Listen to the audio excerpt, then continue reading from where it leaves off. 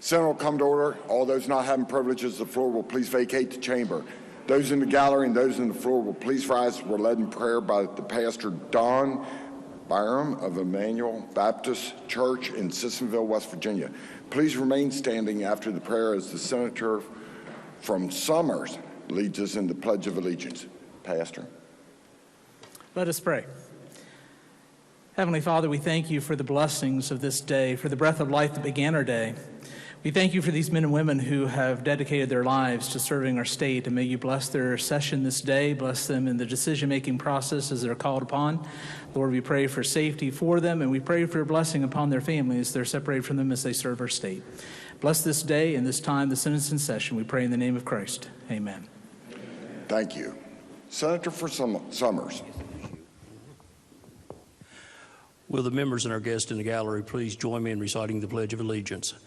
I pledge allegiance to the flag of the United States of America and to the republic for which it stands, one nation under God, indivisible, with liberty and justice for all. Reading of the Journal. West Virginia Legislature Senate Journal, February 1st, 2022. The Senate met at 11:01 a.m. Senator Blair, Mr. President, in the chair. Senator from Marion requests unanimous consent further reading the journal is dispensed with and the journal be approved. Is there objection? Chair hears none. Further reading of the journal is dispensed with and the journal is approved. Introduction of guest. On behalf of the Senate, it is my pleasure to welcome our honorary pages for the day. Please stand to be recognized as your name is called. As guest is a senior senator from the 8th, Destiny Phillips, Kenzie Miller, and Mickey Newdecker. As guest is the senator from Greenbrier, Piper Dangerfield. Will the Senate please make them welcome?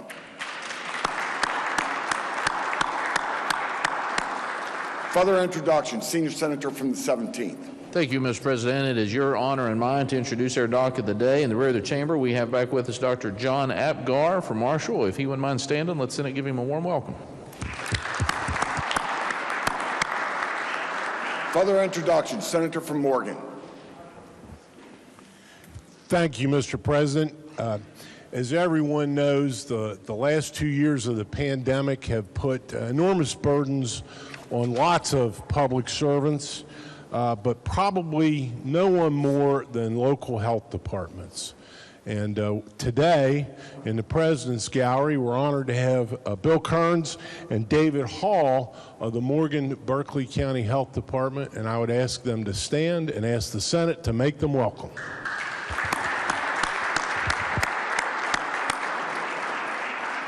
Further introductions. Senator from Greenbrier. Thank you, Mr. President. Amy, who's serving as a page today, Piper, who's serving as a page today, has her mom, Amy, with her. Amy works at the Fayette County Commission, and would the Senate please make Amy feel welcome? Senior senator from the 8th. Thank you, Mr. President. On your behalf and junior senator from the 8th's behalf, we have with us today chaperone for our pages. And in the President's Gallery is April Buta, if she would stand, and the Senate make her welcome. Are there further introductions? Pursuant to the special rule of order adopted on January the 18th, 2022, the chair announces that the senator from Jefferson has been approved to vote by proxy and has designated the senior senator from the 17th to vote on her behalf. And the senator from Tucker has been approved to vote by proxy and has designated the senior senator from the 17th to vote on his behalf. Communications from the House. The clerk of the House announced the passage by that body of House Bill 4110 relating to staffing levels at multi-county vocational centers. Message will be received and the bill will be referred to the Committee on Education. House Bill 4286 relating to exempting persons employed as attorneys from the civil service system. Message will be received and the bill will be referred to the Committee on Government and Organization. House Bill 4312 extending the option of electronic absentee ballot transmission to first responders in certain emergency circumstances. Message will be received and the bill will be referred to the Committee on the Judiciary. Committee substitute for House Bill 4333 relating to the sunset of the Board of Hearing Aid Dealers and Fitters. Message will be received and the bill will be referred to the Committee on Government Organization. Committee substitute for House Bill 4360 relating to West Virginia Invest's grant program community service requirements. Message be received and the bill will be referred to the Committee on Education. Communications from the Executive. There are none. Reports from standing committees. Your Committee on the Judiciary has had under consideration Senate Bill 2 relating to unemployment benefits program and reports back committee substitute for same with the recommendation that the committee substitute do pass. Respectfully submitted, Charles S. Trump IV, Chair. The report will be received. Your Committee on Finance has had under consideration Senate Bill 3 requiring work search activities to qualify for unemployment benefits and reports back a committee substitute for same with the recommendation that the committee substitute do pass. Respectfully submitted, Eric J. Tarr, Chair. The report will be received. Your Committee on Health and Human Resources has had under consideration Senate Bill 181 creating core behavioral health crisis services system and reports back a committee substitute for same, and Senate Bill 247 relating to certified community behavioral health clinics and reports back a committee substitute for same with the recommendation that the two committee substitutes do pass but under the original double committee references first be referred to the Committee on Finance. Respectfully submitted, Michael J. Maroney, Chair. The report will be received and under the original double committee reference the bill will be referred to the Committee on Finance. Your Committee on Economic Development has had under consideration Senate Bill 231 relating generally to broadband connectivity and reports back a committee substitute for same with the recommendation that the committee substitute do pass. Respectfully submitted, Chandler Swope, Chair. The report will be received. Your Committee on Government Organization has had under consideration committee substitute for Senate Bill 264 relating to Conservation Districts Law of West Virginia and reports back a committee substitute for same with the recommendation that the committee substitute for committee substitute do pass. Respectfully submitted, Mark R. Maynard, Chair. The report will be received. Your Committee on Education has had under consideration Senate Bill 493 requiring County Board of Education make meetings available to public in person and through internet and reports the same back with the recommendation that it do pass. Respectfully submitted, Roland A. Roberts, Vice Chair. The report will be received. Your Committee on Energy, Industry, and Mining has had under consideration Senate Bill 497 relating to method for appraising qualified capital additions to manufacturing facilities and reports back a committee substitute for same with the recommendation that the committee substitute do pass but under the original double committee reference first be referred to the Committee on Finance. Respectfully submitted, Randy E. Smith, Chair. The report will be received and under the original double committee reference the bill will be referred to the Committee on Finance. Your Committee on Education has had under consideration Senate Bill 499 authorizing legislative rules for school building authority and reports the same back with the recommendation that it do pass. Respectfully submitted, Roland A. Roberts, Vice Chair. The report will be received.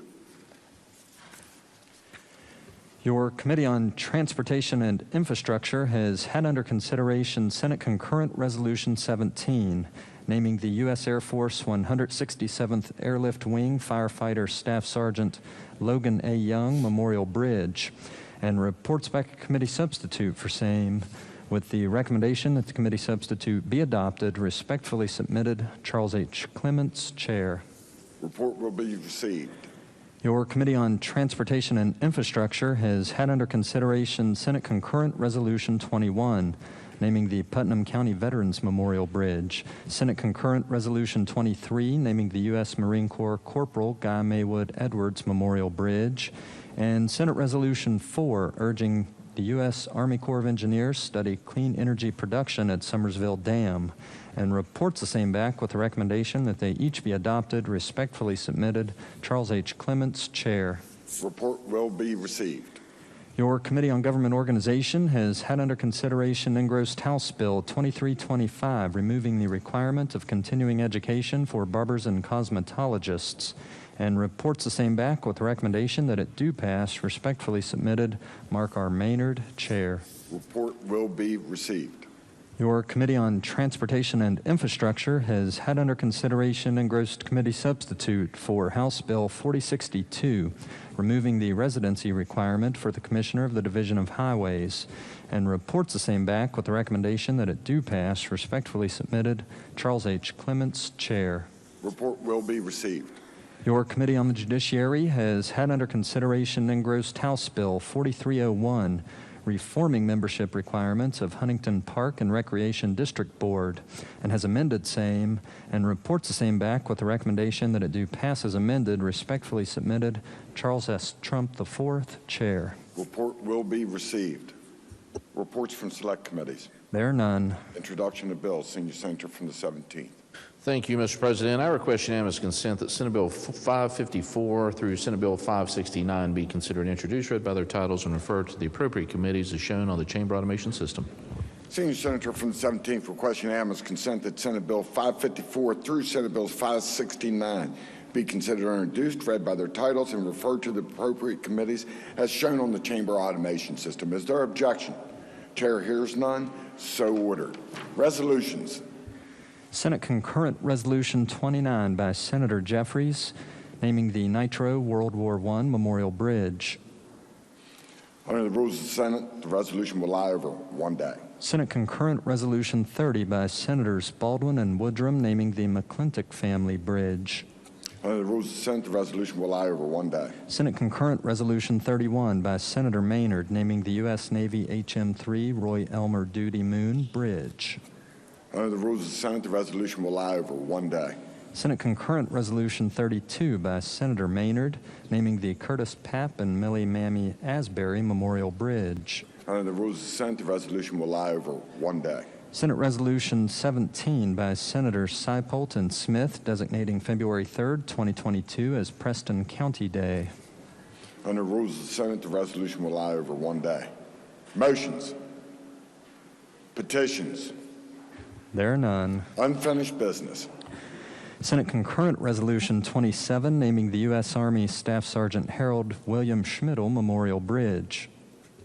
Resolution will be referred to the Committee on Transportation and Infrastructure. Senate Concurrent Resolution 28, naming the U.S. Army Private Garland Lee Loudermilk Memorial Bridge. Resolution will be referred to the Committee on Transportation and Infrastructure. Senate Resolution 16, designating February 2nd, 2022 as Jan Lilly Stewart Disability Advocacy Day. Senator from Raleigh. Mr. President, I request unanimous consent that the resolution be taken up for immediate consideration, committee reference be dispensed with, and the resolution be put upon its adoption. Is there objection? Chair hears none. The clerk will read the resolution. Senate Resolution 16, designating February 2nd, 2022 as Jan Lilly Stewart Disability Advocacy Day. Question is on adoption of the resolution. Is there discussion? Senator from Raleigh. Thank you, Mr. President. The purpose of the Jan Lilly Stewart Disability Advocacy Day is to increase the awareness and understanding of legislators, administrators, policymakers, and the public about the issues that are important to individuals with disabilities. In West Virginia, Mr. President, we have over 400,000 people with disabilities. And they are, like all others, they have the right to live, to work, and to fully participate in their communities in order to realize their dreams, too. West Virginia citizens with disabilities have banded together in a collective group called the Fair Shake Network, and they've developed a statewide network which is a credible source of information. They are helping a whole long list of organizations to be able to help folks with disabilities. And I think that is an appropriate thing for us to do, and I urge adoption of the resolution. Is there further discussion? If not, question is on adoption of the resolution. All those in favor say aye. Aye. Those opposed, no. The ayes appear to have it. The ayes do have it. I declare the resolution adopted. Bills on third reading. Engrossed committee substitute for Senate Bill 138 relating to Board of Medicine composition. Third reading of the bill. Question is on passage of the bill. Senator from Marshall. Thank you, Mr. President. This bill reduces the board members on the Board of Medicine by one member. The member removed from the board is a podiatrist. This bill came from us from the Board of Medicine. I urge passage. Question is on passage of the bill. Is there discussion? If not, the question before the Senate is, shall the bill pass? All those in favor will vote yea. Those opposed will vote nay. The clerk shall prepare the senior senator from the 17th. How's the senator from Tucker vote? Thank you, Mr. President. The senator from Tucker votes yea. How does the senator from Jefferson vote? Senator from Jefferson votes yea.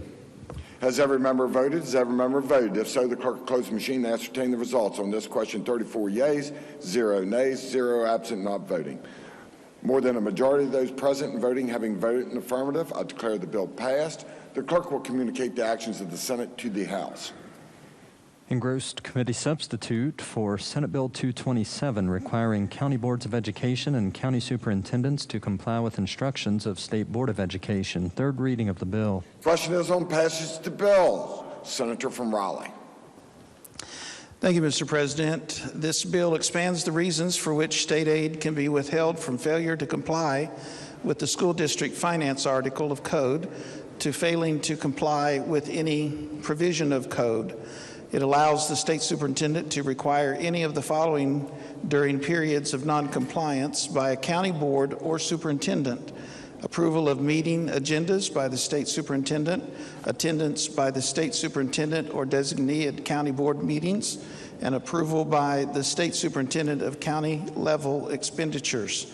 It also requires the state superintendent to report any action of enforcement against a county board to the state board at its next meeting. Including other changes relating to compliance with state board instructions and orders of the state superintendent. It is basically intended as an intermediate step rather than the county superintendent, who has the authority right now to withhold funding, to give an intermediate step so that they can be able to resolve any conflicts that occur. I'll be happy to entertain any questions. Otherwise, I encourage the bill to be passed. Question is on passage of the bill. Is there discussion? Senator from Greenbrier. Thank you, Mr. President. Will the gentleman yield for some questions? Will the senator yield? The senator yields. Thank you, Mr. President. Thank you, Senator, for yielding for questions. I've got the bill out here. Is there a defined scope for these provisions of takeover that are in Senate Bill 227? Is there a specific scope? I don't believe there's a particular scope. It's within the confines of the superintendent and what he would choose to be. I think that basically this is something that is clearing up code that has been, I think, a board that was eliminated 50 years ago, and the county superintendents since then have been enacting or taking over what that board was intended to do. Then this is just codifying the fact that the superintendent has the ability to direct. I think, in my mind, I think it allows him to be the superintendent. And there has to be some way of not just, the only thing that he has at his disposal right now is to yank the funding. And that would be devastating for many counties in our state if he were to go that far. So what we've done is he has the ability to go way out here and reach, but there's nothing in between. So this is allowing him to be able to, or him or her to be able to go by other means. Okay, so now I want to ask you some different questions, because that's not at all how I understood the bill. You say this is just getting rid of the Board of Finance, from 50 years ago, but this specifically gives new powers to the state superintendent, does it not?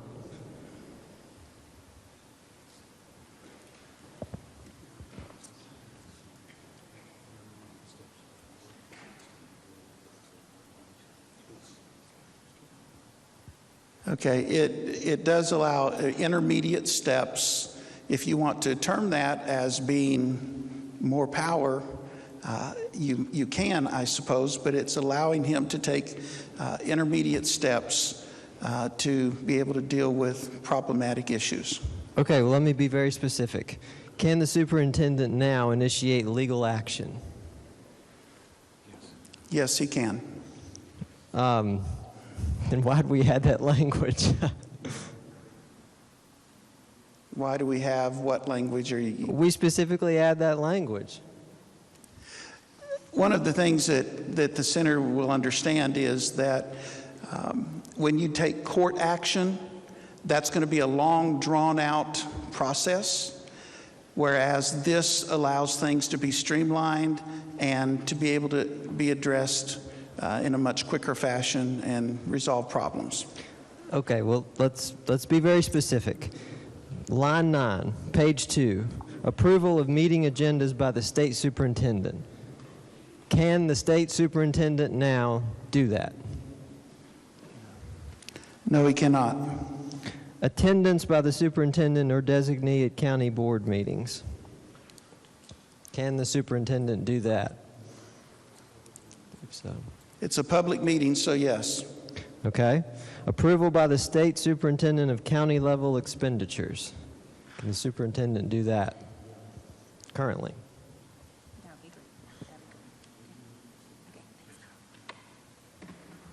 It's the understanding of the chairman that they can. If you're in a takeover, right?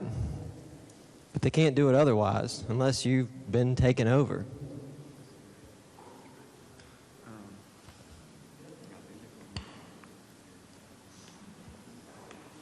If there's an intervention or a takeover, then they could, yes. Okay, but without a takeover, they cannot. This would be new without a takeover.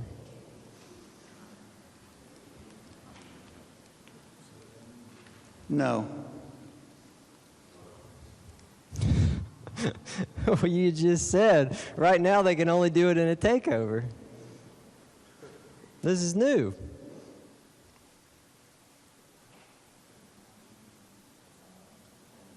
They currently do not possess that power. Thank you. As far as we know. Okay. Understood. So they don't possess that power. They do not possess the power to set meeting agendas by the state superintendent. So these are new powers being given to the state superintendent. To restate what I said earlier, they are intermediate steps that the superintendent can take to not get into an intervention or a withholding of finances that would harm the county. Which cannot be taken now. They're new. I understand you don't like the word power, so let's just agree that they're new, correct? They are additional. They're new. Okay, thank you. Are there any counties that are out of compliance right now that would provide an impetus for these new, whatever you want to call them? I have no personal knowledge of any at this moment. Okay. What's the remedy currently for a county that's out of compliance?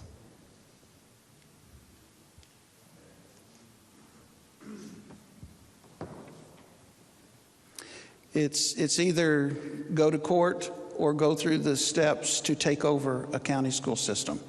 That's what this bill is intending, to give another avenue to where it's not quite as aggressive.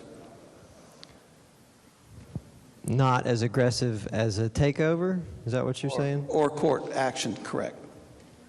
Okay, so we're not aware of any instances where anybody's out of compliance right now, and there are avenues to deal with counties that would be out of compliance, but this adds new avenues to deal with counties that may be out of compliance. That's a good summary. Okay, thank you, sir. You're welcome. May I speak to the bill, Mr. President?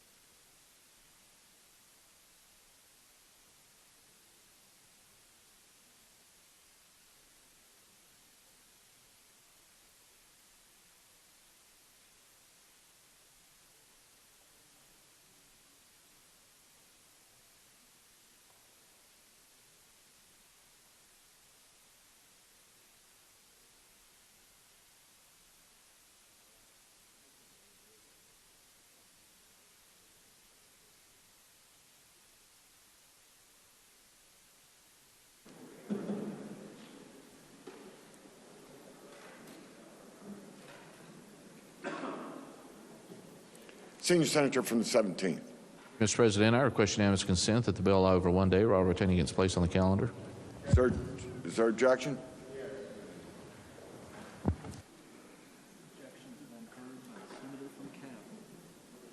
Objection's been heard by the Senator from Cabell.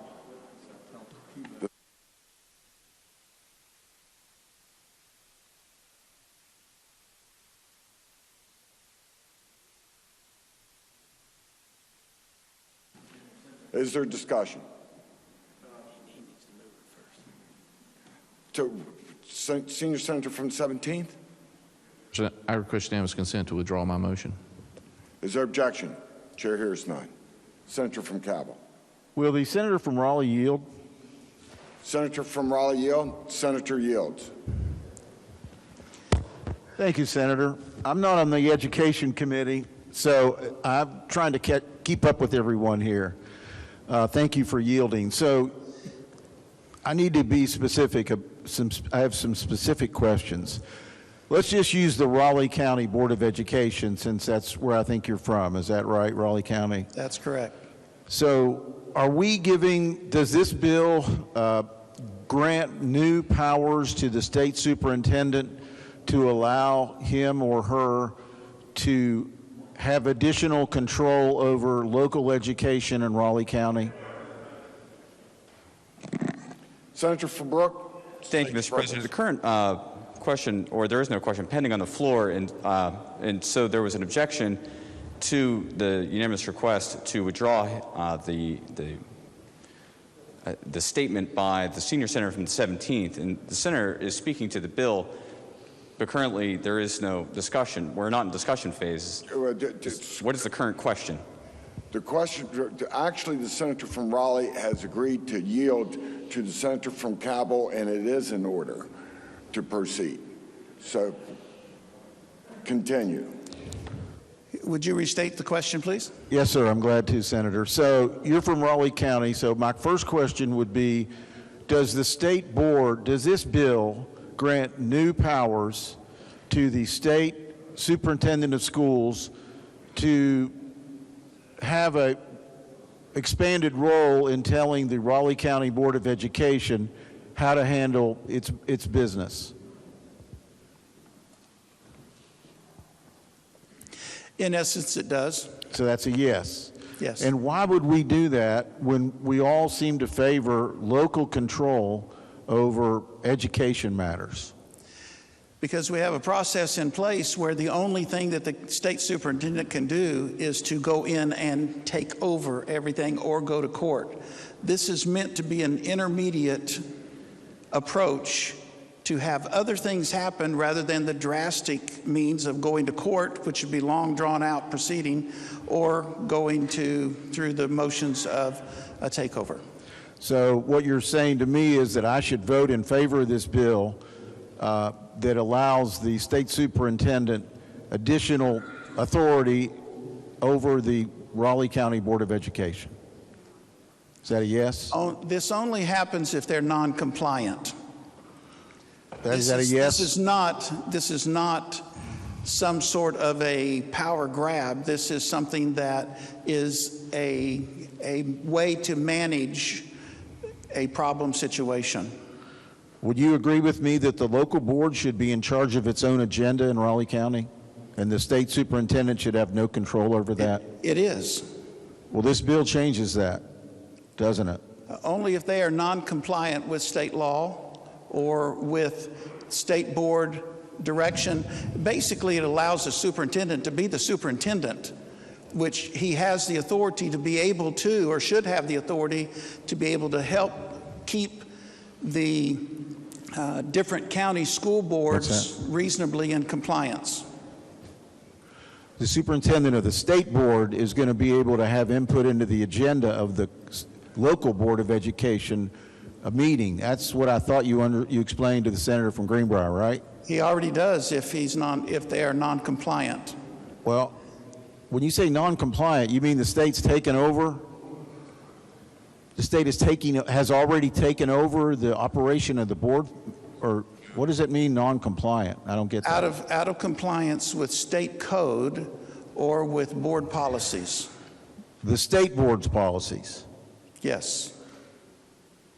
Okay, and does that include curriculum decisions? That the state superintendent could dictate curriculum decisions to the local superintendent in Raleigh County?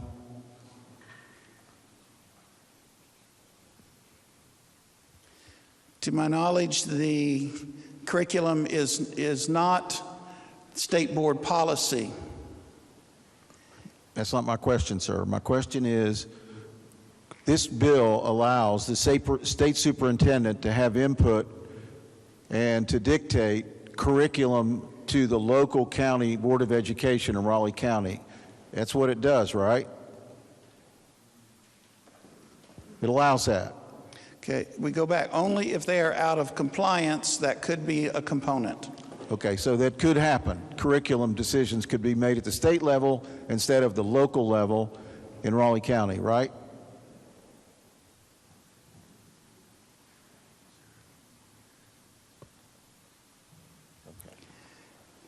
The compliance, the non-compliance is where it becomes the problem.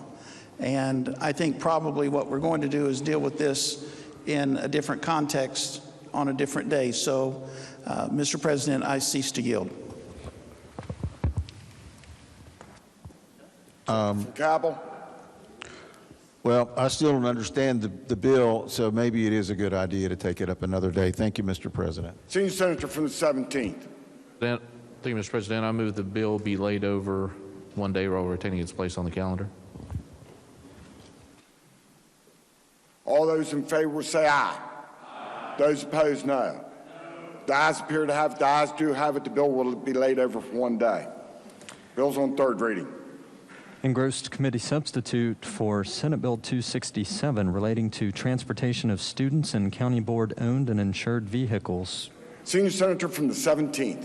Thank you, Mr. President. I request unanimous consent that the bill be moved to the Committee on Rules. Is there objection? Chair hears none. So ordered. Engrossed Senate Bill 492 relating to electronic collection of tolls. Third reading of the bill. Question is on passage of the bill. Senior Senator from the 6th. Thank you, Mr. President. Senate Bill 492 amends the Electronic Toll Collection Act. It authorizes non-renewal of vehicle registration as a sanction for electronic toll payment violations. Non-renewal would occur only after administrative proceedings similar to those that apply to a speeding ticket. The sanction will apply to enforce reciprocal agreements between West Virginia and other states. The non-renewal provision is in existing code, but could only be activated if all surrounding states entered into reciprocal agreements with West Virginia. Senate Bill 492 removes that requirement, allowing the sanction to become operative now. I'll entertain questions. Otherwise, I urge passage of the bill. Question is on passage of the bill. Is there discussion? If not, the question for the Senate is, shall the bill pass? All those in favor vote yea. Those opposed will vote nay. The clerk shall prepare the sheet. Senior Senator from the 17th. How's the Senator from Tucker vote? Thank you, Mr. President. The Senator from Tucker votes yea. How's the Senator from Jefferson vote? The Senator from Jefferson votes yea. Has every member voted? Has every member voted? If so, the clerk close the machine and ascertain the results on this question. 33 yeas, 1 nay, 0 absent and not voting. More than a majority of those present and voting having voted in the affirmative, I declare the bill passed. Senior Senator from the 17th. Thank you, Mr. President. I move the bill be made effective from passage and request unanimous consent that the roll call used on passage of the bill be used to make it so effective. Senior Senator from the 17th moves the bill be made effective from passage and request unanimous consent that the roll call used on the passage of the bill be used to make it so effective. Is there objection? Chair hears none. On this question, 33 yeas, 1 nay, 0 absent, not voting. More than two-thirds of those elected to the Senate having voted in the affirmative, I declare the bill effective from passage. The clerk will communicate the actions of the Senate to the House. Bill's on second reading. Engrossed committee substitute for House Bill 4067 to make certain agency reports electronic or eliminating certain agency reports altogether. Second reading of the bill.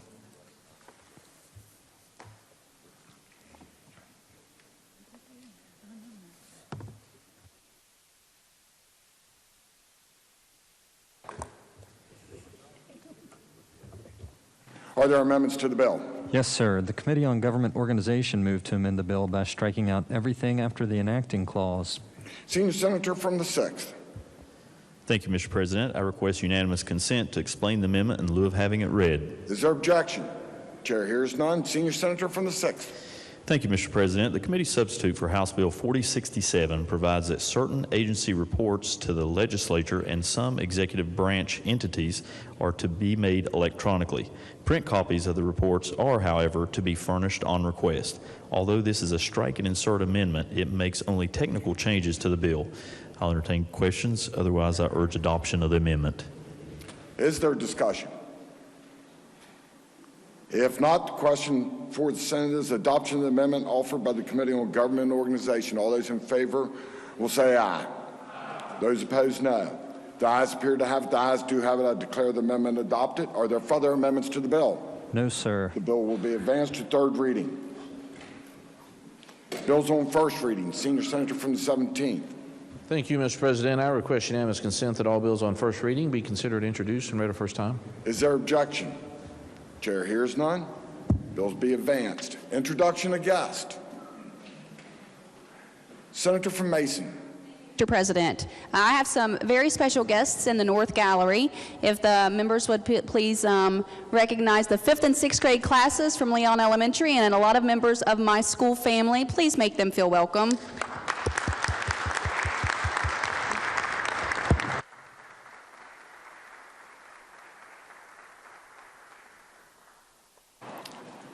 Further introductions.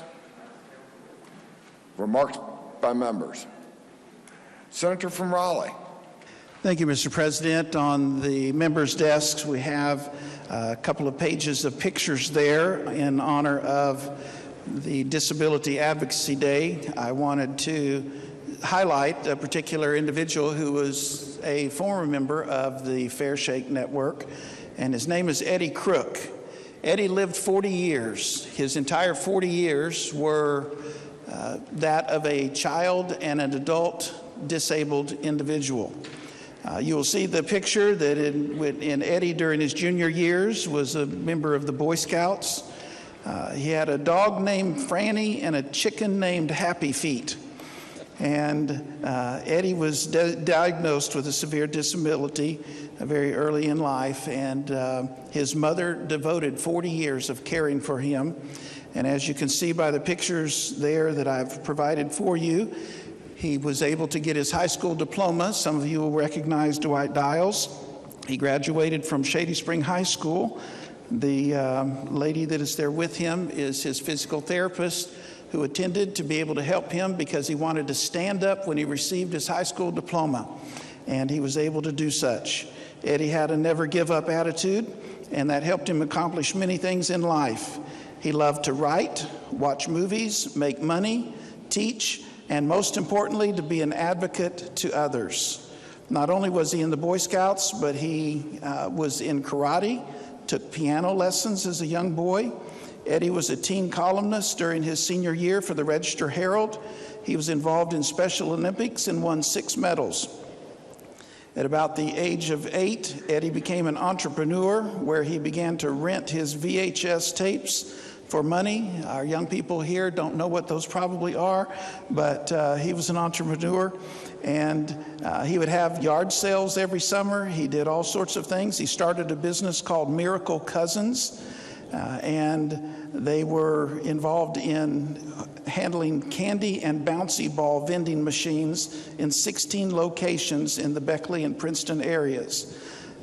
Eddie thoroughly enjoyed teaching abuse and neglect and consumer sensitivity, where he taught people how it felt to be in a wheelchair. He was the founder and president for Consumer Connection, which helps individuals with intellectual and developmental disabilities obtain items which they could not afford. He helped raise money for the Ronald McDonald House, and Eddie was a champion in so many ways. He was a top salesman for Tupperware. And anyone knew Eddie would know that his faith was first. One time he wrote a sermon about God on the mountain was the same God in the valley. He not only spoke about it, but he lived it. His mother said that Eddie loved to dress in a suit and tie. and would smile when someone would address him as Mr. Crook. He called himself a mighty warrior and always believed God had great things for him. He woke up every day and said, "I have a lot to do today." Had a great spirit, and when you think about people who are disabled, remember they are people too. Treat them with respect, treat them with dignity, and they will appreciate how you treat them, no doubt about it. Thank you, Mr. President. Further remarks? Senator from Mason.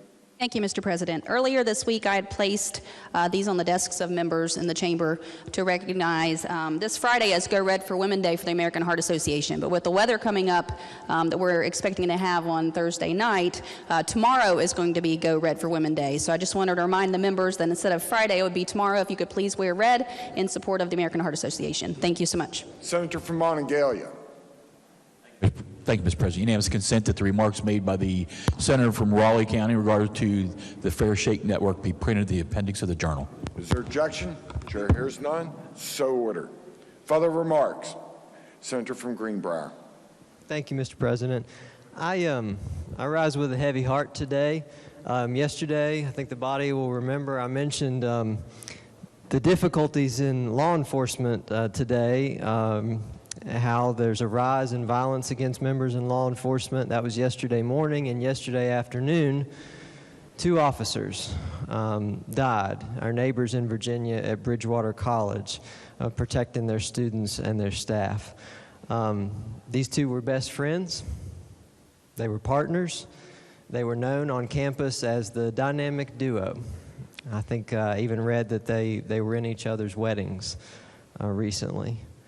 Unfortunately, I also rise with a heavy heart for another reason. Also yesterday, there were 14 historically black colleges and universities that faced the threat of violence through bomb threats all across the United States.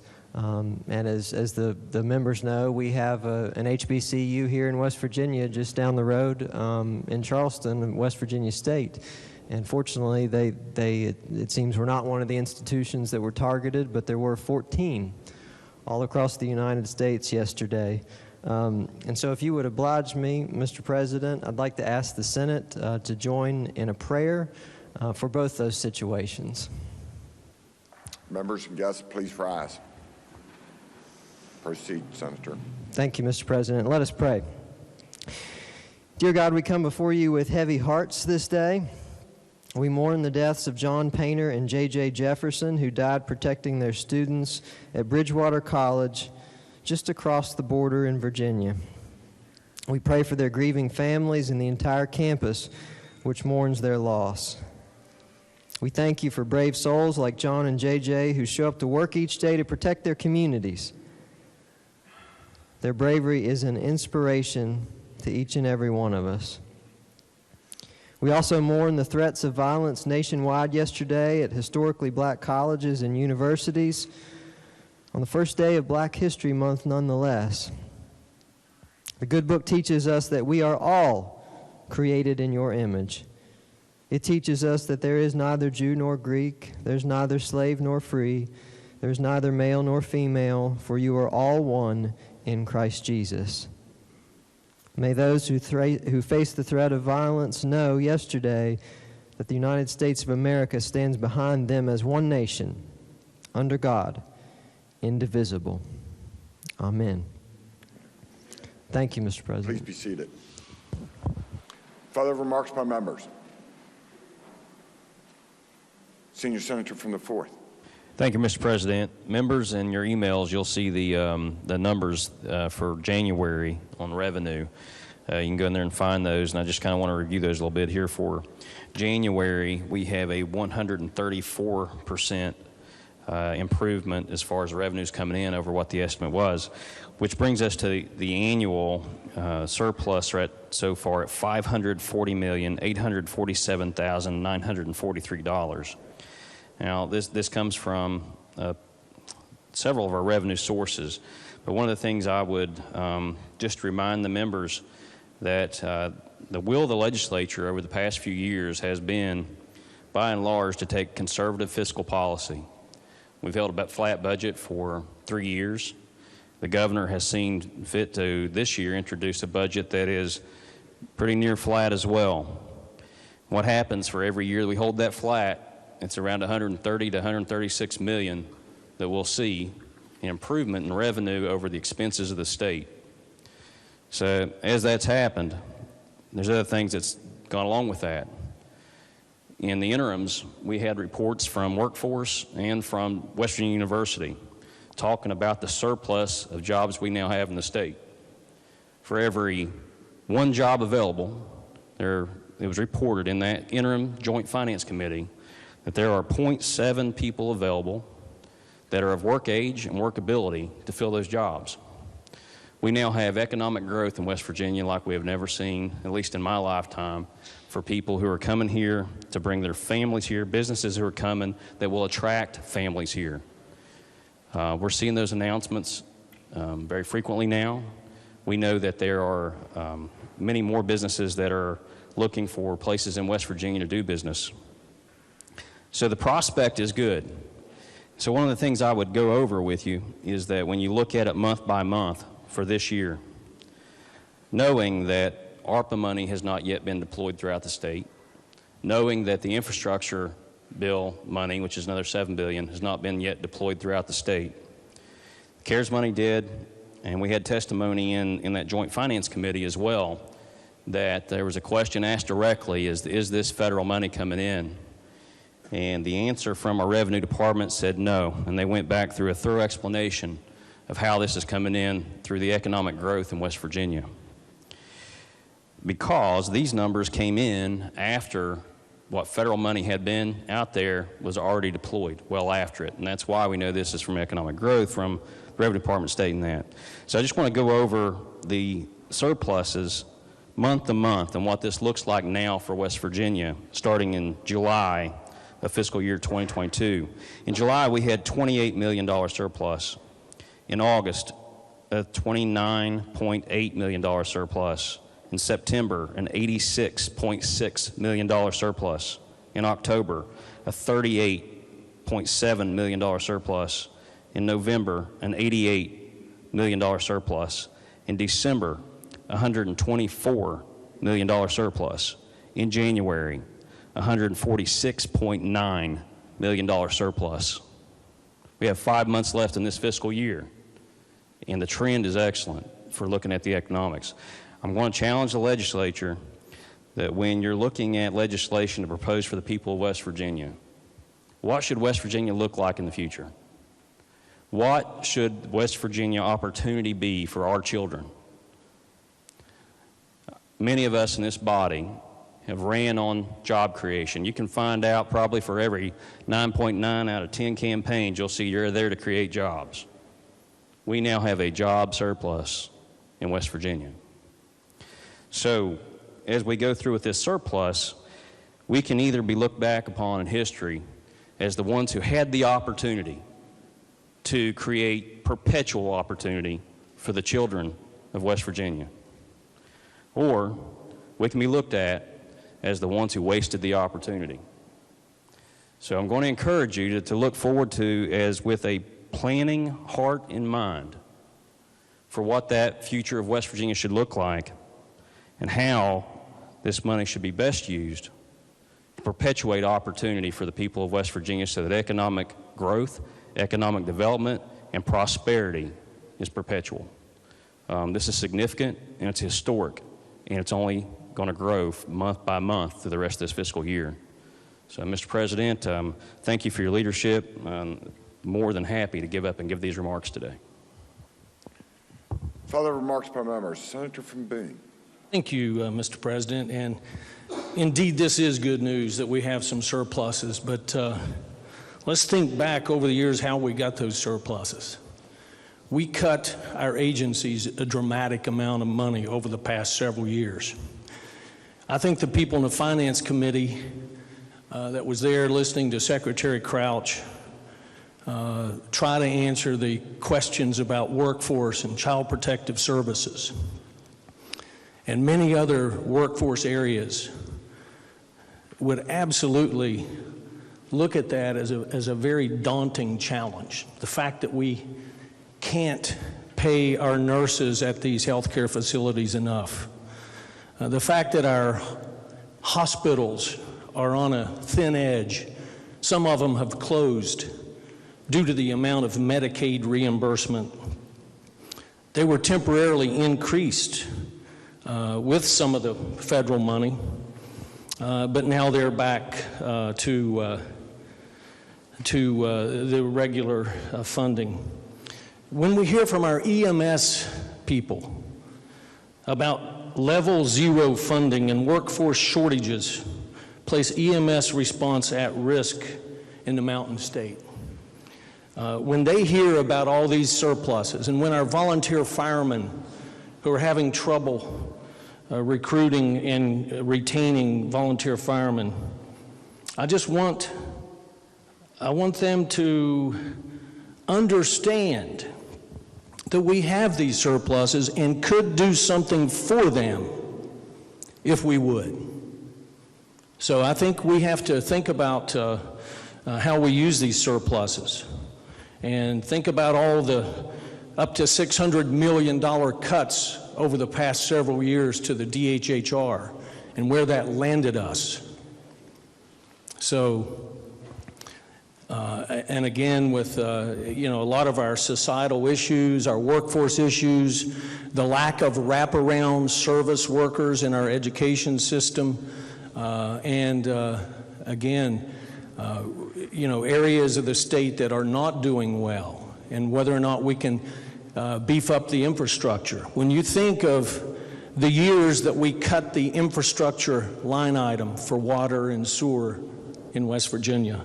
So with these surpluses, I certainly hope that we not just leave them flat and continue to have surpluses, but to spend these dollars wisely, to spend these dollars in these areas of great need, such as EMS, volunteer fire department, child protective services, child welfare, foster care. I think it leaves a bad taste in the citizens of West Virginia's mouth when we talk about all these wonderful surpluses and then all these great needs that we have out there on the front line. Thank you. Further remarks. Senior Senator from the 4th. Thank you, Mr. President. That bears a response, and there has been a response, and I think you're going to get to see in this discussion the significant juxtaposition of political philosophy and governance philosophy.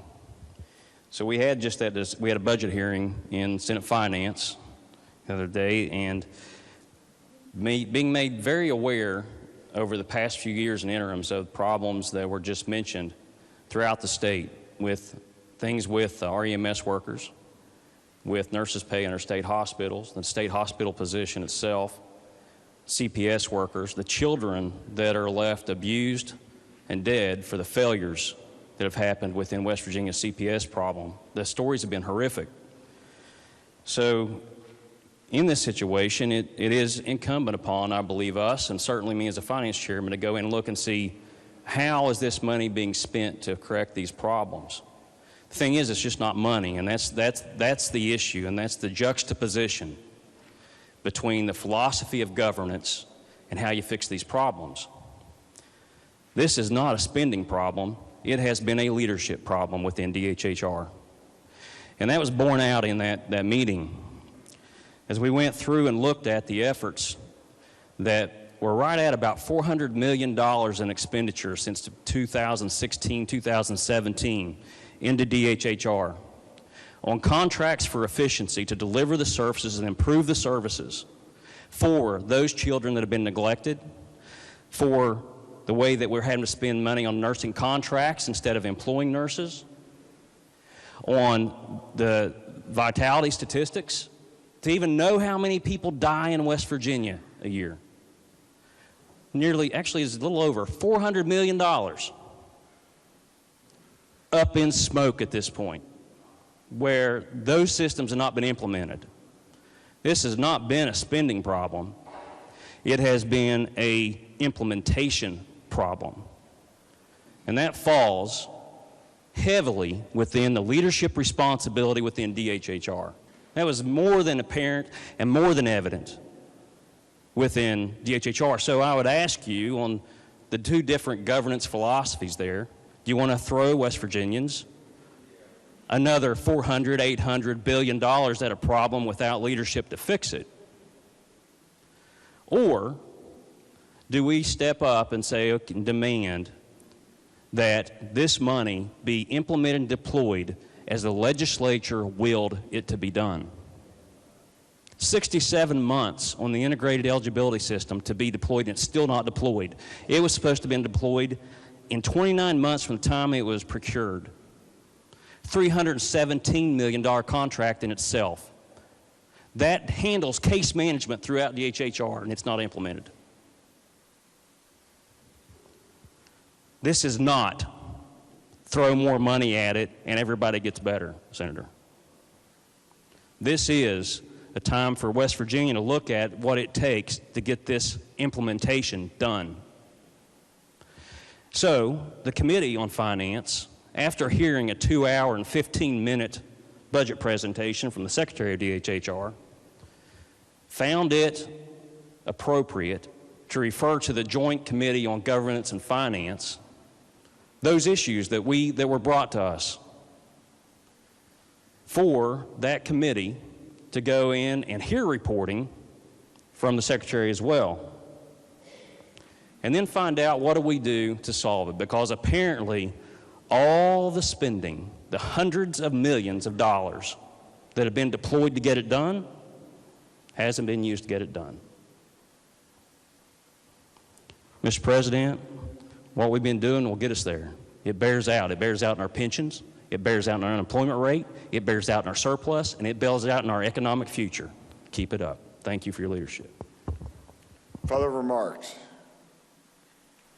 Miscellaneous business. Senior Senator from the 17th. Thank you, Mr. President. Subject to announcements, I move the Senate stand adjourned until tomorrow at 11 a.m. Are there announcements? Senator from Morgan. Thank you, Mr. President. Your Committee on the Judiciary will meet this afternoon at 3:00 p.m. in the Judiciary Committee Room 208 in the West Wing. Senior Senator from the 4th. Thank you, Mr. President. Your Committee on Finance will meet today at 3 p.m. in room 451M. We'll have budget hearings from the Higher Education Policy Commission and Community and Technical Colleges. And your Committee on Finance will meet again tomorrow morning at 9:30 a.m. in room 451M. That's January 3rd, tomorrow. Senator from Preston. Thank you, Mr. President. Your Committee on Agriculture will meet today at 208 West at 2 p.m. Are there further announcements? Junior Senator from the 17th. Yes, thank you, Mr. President. Your Committee on Pensions shall meet today at 2 p.m. in the Senate Finance Room 451. The agenda has been posted. Further announcements? If not, the question for the Senate stand, Senior Senator from the 17th. Thank you, Mr. President. I just request unanimous consent that the remarks by our Senior Senator from the 4th be placed in the appendix of the Journal.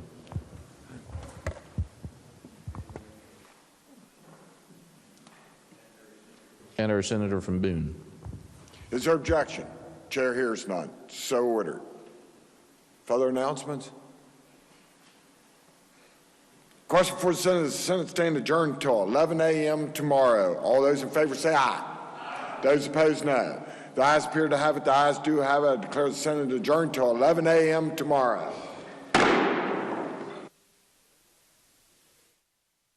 House will please be in order. Those persons not having privilege of the floor will please vacate the chamber. Members and guests in the galleries will please rise as we are led in prayer today by the gentleman from the 34th, Douglas Boggs. Thank you, Mr. Speaker. Will all the members and the folks in the gallery please join with me as we go to the Lord in prayer? Kind Heavenly Father, we thank you for this day. We thank you for all the many wonderful blessings you've given us, Lord, because we know indeed all good things come from you. Heavenly Father, as we work today to do the work of the people in West Virginia, please let us never lose sight of everything that we say and everything that we do needs to be in accordance with your will and for uplifting of the citizens of West Virginia and for the uplifting of your kingdom. Guide and direct us in all ways. Bless our families and every home here that's represented and the constituents we represent. And help us, Lord, that every word and everything that is spoken and everything that we do will be in accordance with your will. For this we ask in Christ's name. Amen. Amen. Members and guests, please remain standing as we are led in the Pledge of Allegiance by the gentleman of 36, Doug Pritt. Would you please join me in honoring the greatest country in the history of the world? I pledge allegiance to the flag of the United States of America and to the republic for which it stands, one nation under God, indivisible, with liberty and justice for all. Members and guests may be seated. Reading of the Journal. Journal of the House of Delegates, Tuesday, February 1st, 2022. Gentleman 19th, Doug Griffith. Thank you, Mr. Speaker. I ask unanimous consent that the further reading of the journal be dispensed with and that it be approved as having been read. The gentleman of the 19th, Doug Griffith, asks unanimous consent that the further reading of the journal be dispensed with and that it be approved as having been read. Are there objections? There are no objections. Introductions. Lady from the 49th. Thank you, Mr. Speaker. Our doctor of the day is Dr. John Apgar from Marshall University. Thank you.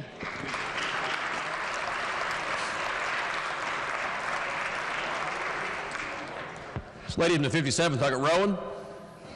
Speaker, on behalf of all the delegates representing Mineral County, I'd like to introduce the administrator of the Mineral County Health Department and presidents of our local health departments, A.J. Root. If he would please stand and the House give him a warm welcome.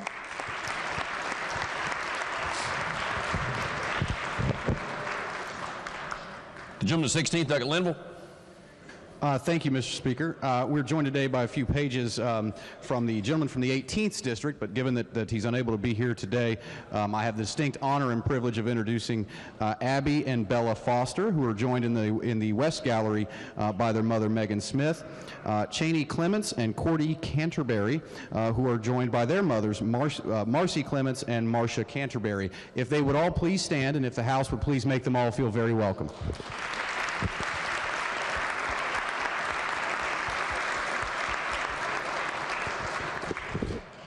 Lady from the 32nd, Doug Kessinger.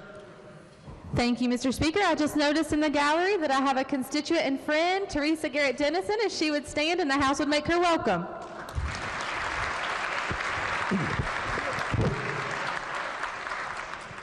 The gentleman of the 54th, Doug Hott. Thank you, Mr. Speaker. I'd like to direct your all's attention to the North Gallery and ask to rise the president of AWP, Allegheny Wood Products, who's one of the largest employers in my district. He's dedicated to forestry in this state, representing it proudly, and not only here, but abroad as well. He's also accompanied and already been introduced by former delegate Phyllis Cole. Would you make him feel welcome?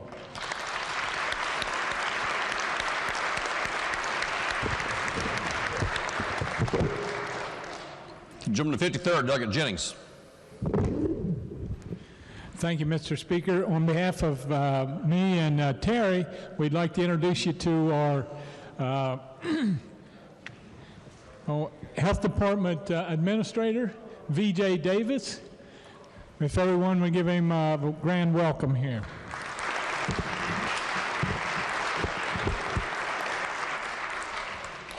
Gentleman of the 11th, Doug Keaton. Thank you, Mr. Speaker. Colleagues, this morning we're joined in the North Gallery by Senator Rick Santorum of Pennsylvania. He served in the U.S. Congress for 4 years, the United States Senate for 12, and he's here as a guest of Jay Taylor and the Convention of States folks. So please, if you'll make the senator feel welcome, and all of the guests from the Convention of States.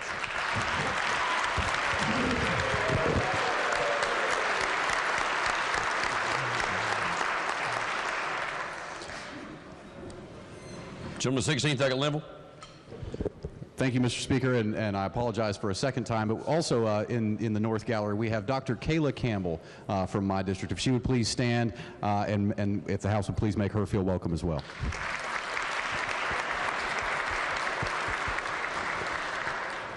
Gentleman 36, Doug Pritt. Thank you, Mr. Speaker. We have with us today my friends Jay Taylor, Tracy Friend, and a number of our voters and constituents from across the state here in support of a Convention of States. If those individuals who are here with Convention of States would please stand and be recognized. Thank you.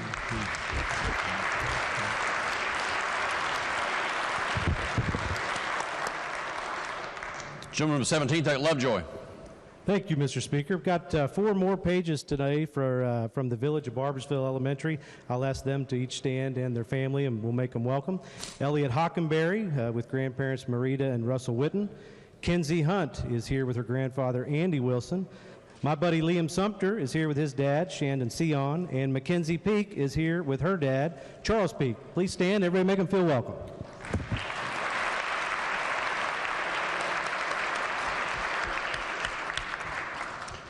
Gentleman 26, Douglas Evans. Thank you, Mr. Speaker. I have 2 pages with me today. 2 fine daughters of McDowell County. They both attend Mount View High School. Jada Rotenberry and Layla Waddell. Ladies, if you'll stand up. And they are accompanied today by Jada's aunt, Melanie Mills, and she's somewhere. There she is, up in the rear gallery. Would you make them feel welcome to Charleston?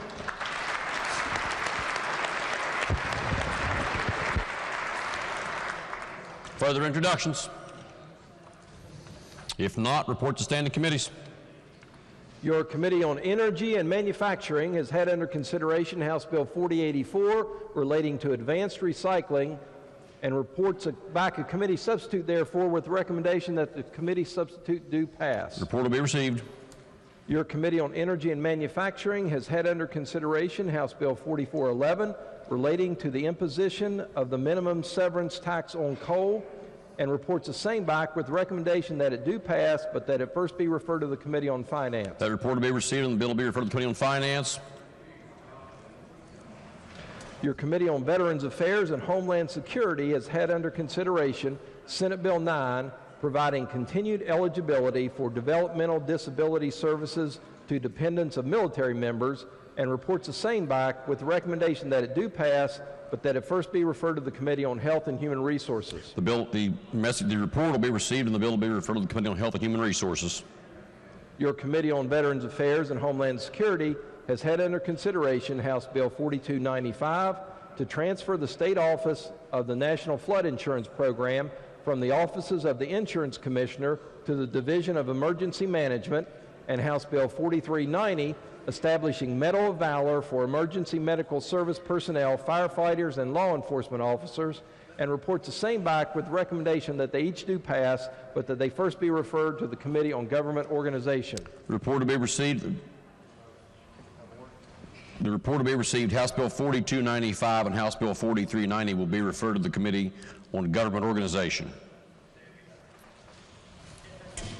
Your Committee on Veterans Affairs and Homeland Security has had under consideration House Bill 2733 relating to the establishment of a Combat Action Badge and Combat Action Ribbon special registration plates, and reports the same back with amendment with the recommendation that it do pass as amended, but that it first be referred to the Committee on Government Organization. The report will be received. That bill will be referred to the Committee on Government Organization. Your Committee on Health and Human Resources has had under consideration House Bill 4127, authorizing the Department of Health and Human Resources to promulgate a legislative rule relating to hospital licensure, and House Bill 4136, authorizing the Health Care Authority to promulgate a legislative rule relating to certificate of need, and reports the same back with amendment with the recommendation that they each do pass as amended, but that they first be referred to the Committee on the Judiciary. The report will be received and those bills will be referred to the Committee on Judiciary. Your Committee on Health and Human Resources has had under consideration House Bill 4126, authorizing the Department of Health and Human Resources to promulgate a legislative rule relating to methods and standards for chemical tests for intoxication. House Bill 4128, authorizing the Department of Health and Human Resources to promulgate a legislative rule relating to childhood lead screening. House Bill 4129, authorizing the Department of Health and Human Resources to promulgate a legislative rule relating to food manufacturing facilities. House Bill 4130, authorizing the Department of Health and Human Resources to promulgate a legislative rule relating to sewage treatment and collection system design standards. House Bill 4131, authorizing the Department of Health and Human Resources to promulgate a legislative rule relating to emergency medical services. House Bill 4132, authorizing the Department of Health and Human Resources to promulgate a legislative rule relating to clinical laboratory practitioner licensure and certification. House Bill 4133, authorizing the Department of Health and Human Resources to promulgate a legislative rule relating to clandestine drug laboratory remediation. House Bill 4134, authorizing the Department of Health and Human Resources to promulgate a legislative rule relating to maternal risk screening. House Bill 4135, authorizing the Department of Health and Human Resources to promulgate a legislative rule relating to expedited partner therapy. House Bill 4137, authorizing the Department of Health and Human Resources to promulgate a legislative rule relating to medication-assisted treatment, opioid treatment programs. House Bill 4138, authorizing the Department of Health and Human Resources to promulgate a legislative rule relating to syringe services program licensure. House Bill 4139, authorizing DHHR and Insurance Commission to promulgate a legislative rule relating to all payer claims database data submission requirements. And House Bill 4140, authorizing DHHR and Insurance Commission to promulgate a legislative rule relating to all payer claims database programs privacy and security rule, and reports the same back with the recommendation that they each do pass, but that they first be referred to the Committee on the Judiciary. That report will be received. Each of those bills will be referred to the Committee on Judiciary. Your Committee on Health and Human Resources has had under consideration House Bill 4369, update the telepsychology compact, and reports back a committee substitute therefore with the recommendation that the committee substitute do pass. The report will be received. Your Committee on Banking and Insurance has had under consideration House Bill 4426, repeal Article 33-25G-1 at SEC, creating provider-sponsored networks, and reports the same back with amendment with the recommendation that it do pass as amended, but that it first be referred to the Committee on Health and Human Resources. The report will be received and the bill will be referred to the Committee on Health and Human Resources. Are there further standing committee reports, select committee reports? Originating in the Select Committee on Jails and Prisons and reported with the recommendation that it do pass is House Bill 4424.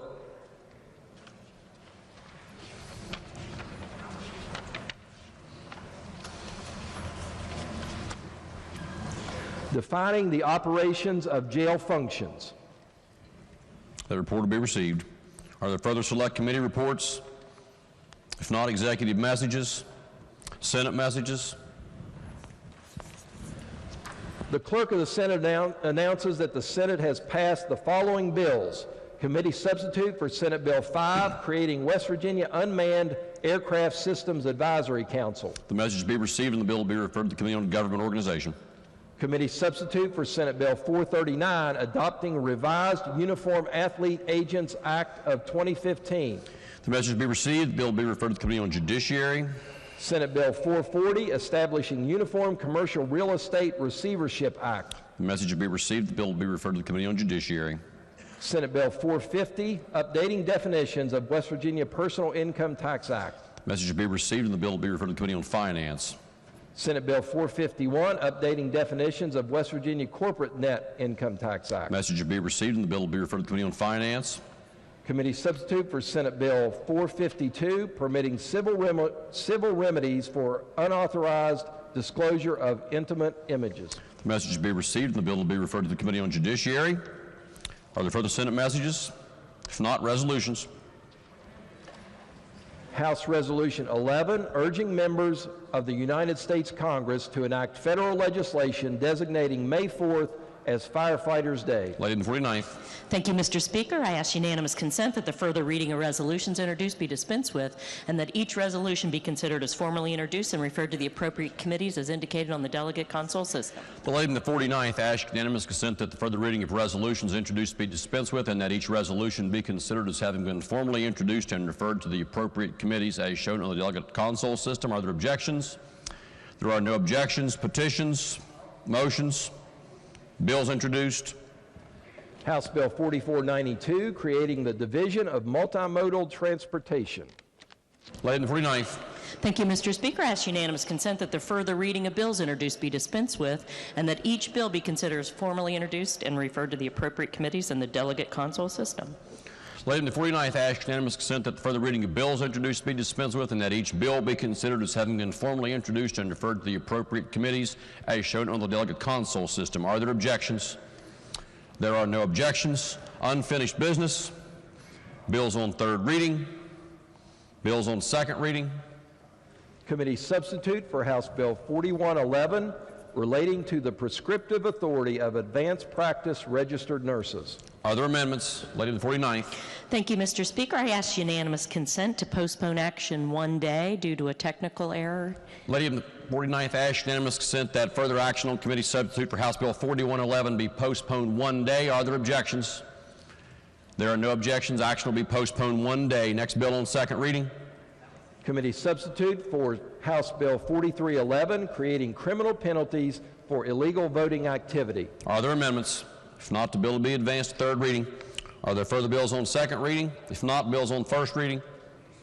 Senate Bill 435, awarding service weapon to retiree from Division of Protective Services. Bill will be advanced. Committee substitute for Senate Bill 437, providing for early discharge of parolees. Bill will be advanced. Committee substitute for Senate Bill 449 relating to nonviolent offense parole program. Bill will be advanced. Committee substitute for House Bill 4003 relating generally to commercial benefit of substances removed from waters of the state by the treatment of mine drainage. The bill will be advanced. House Bill 4296 to revise outdated provisions within Chapter 23 of the West Virginia Code which pertains to workers' compensation. The bill will be advanced. Are there further bills on first reading? If not, introductions.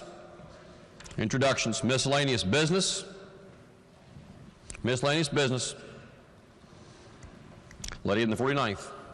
Thank you, Mr. Speaker. I move subject to announcements and remarks by members that the House adjourn until 11 a.m. Thursday, February 3rd.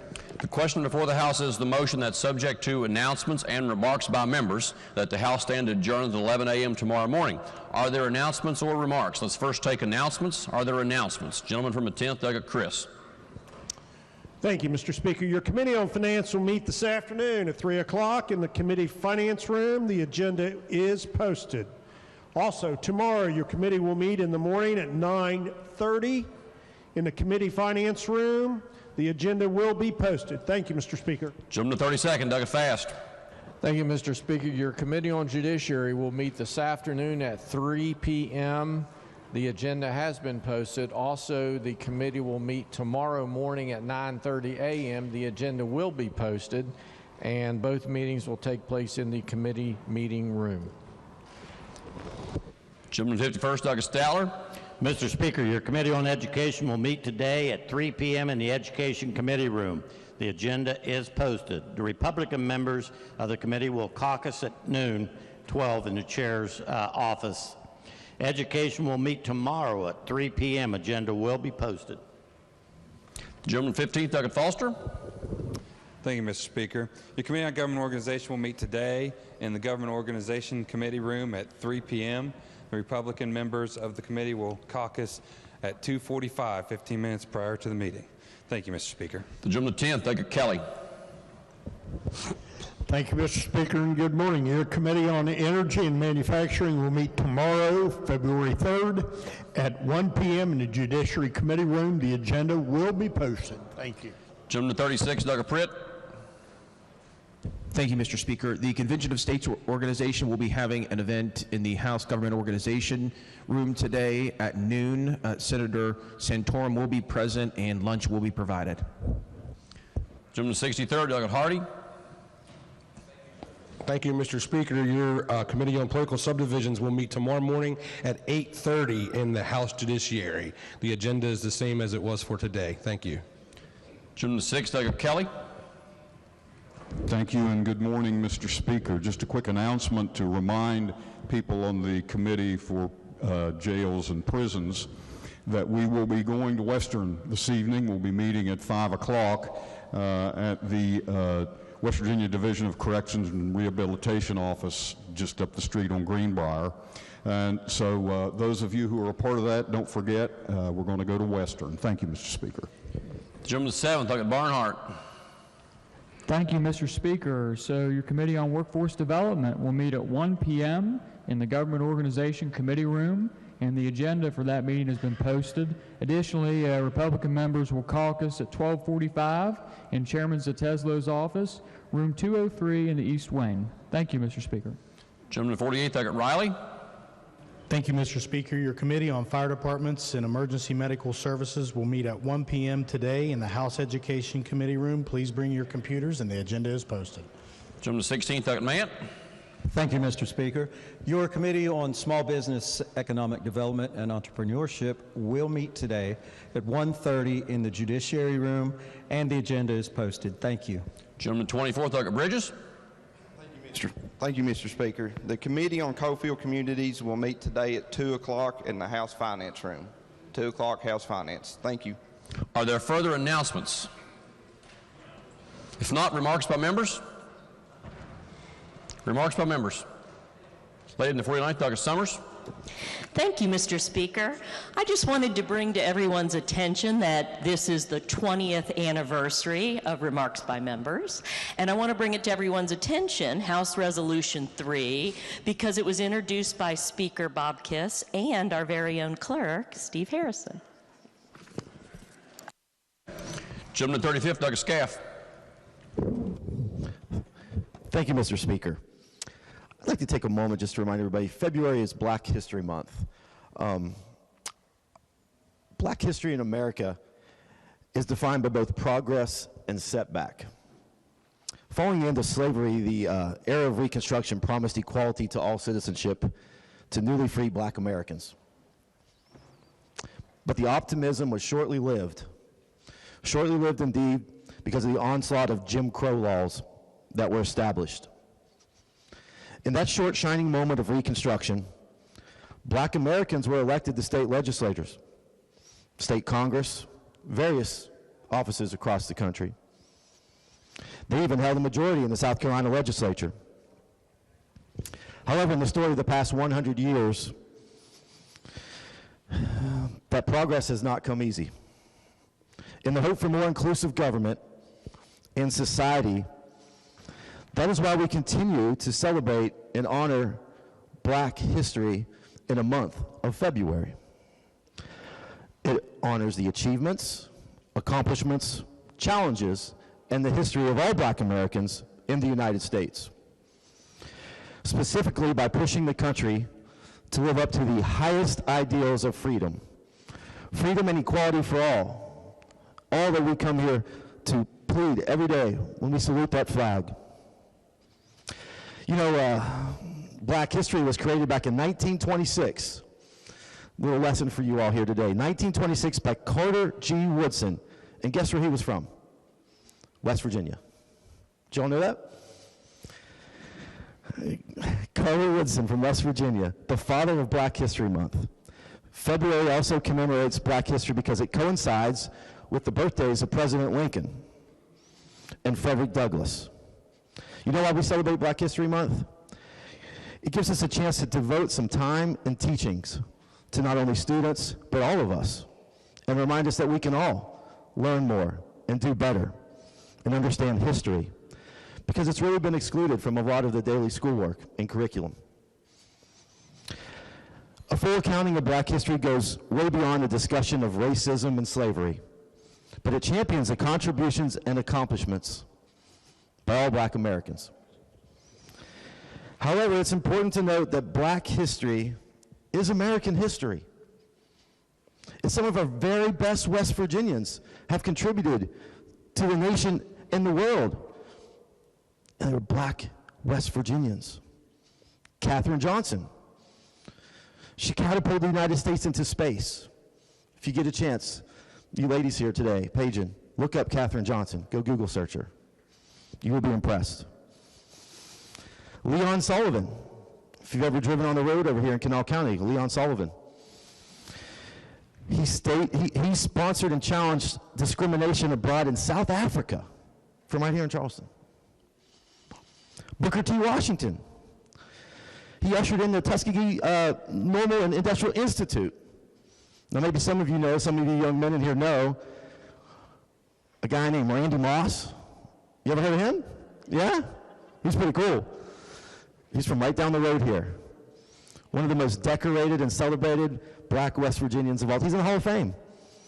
He actually played against me. He was, you know, he made it to the Hall of Fame, and I made it here. I couldn't dunk. I couldn't run very fast. Couldn't catch a pass. But Randy Moss made us all proud as West Virginians. So Black History Month, it doesn't just promote diversity, but it allows us all to celebrate. It unites us. It uplifts us. By taking us beyond those history books, helps us understand the importance and the stories, and that you tell your friends and your family. Black Americans and their contributions not only to West Virginia, but to America and the world. They're celebrated and recognized during this month. But this month, I want to ask all members to just take a moment and reflect. Reflect on the significant contributions of all black Americans. I think we can all say as a country and state how greatly we have benefited from their accomplishments, especially those that I like to call black West Virginians. You know, as we celebrate Black History Month, it's just a reminder. But it takes actions. It takes actions by all of us, not just words. What I mean by actions, it's how we conduct ourselves day in and day out, and how we put those into laws so that all West Virginians can live, work, and raise their family. Thank you, Mr. Speaker. Gentleman to 42nd, Daggett Longacre. Thank you, Mr. Speaker. In an era where we are running some pretty substantial and pretty significant surpluses in the state of West Virginia, that is a good thing. However, I want to remind this body that a surplus, a budget surplus, is simply happens when we take too much from the taxpayer than what was needed to fund the basic essentials of government. Mr. Speaker, there's rumor on this day that the surplus for the state of West Virginia in this fiscal year could approach $1 billion. Folks, I'm going to keep this brief. If we do not deliver some sort of tax relief back to the people who put that surplus here, we will be remiss, and none of us deserve to be reelected. Thank you, Mr. Speaker. The gentleman to 44th, Daggett Hannah. Thank you, Mr. Speaker. I'll be brief today because we have a lot of committee meetings, a lot of things going on, but there was just something that happened back in my district last week that I had to share with you guys and take a moment today. I stand up every single year and talk about my Board of Education and my superintendent, and it seems like today is one of those days again. There's one man on that board that I trust greatly, and it's a board member. His name's Roy Moose. He was a past science teacher, just got elected during the last election cycle. He's a great man. Any question, concern I have, I can go to him, and I can trust that he'll try to find a way to get things done. But last week, our superintendent criticized him during our board meeting that he's not allowed to use the actual Board of Education staff to figure out people's problems. So if a constituent calls Roy or calls any member of the board now, there is no relief for him to figure out a way to figure things out. But what's amazing is not only did our superintendent verbally harass Roy Moose during this board meeting, the executive secretary, the person taking minutes during the meeting, was telling our board member that he was out of line, that he wasn't following protocol, and that he was making the board meetings last too long. Too long. And I think that a lot of times, we would say that meetings last too long or the floor session lasts too long. And what a lot of people see as chaotic is often just us being deliberative. And I think that's exactly what Roy was trying to accomplish. But our superintendent told him that he was out of line, that he hasn't followed protocol, and she doesn't understand why we refuse to recognize her as the superintendent. The reason we don't recognize her as a superintendent is because we don't want her as superintendent.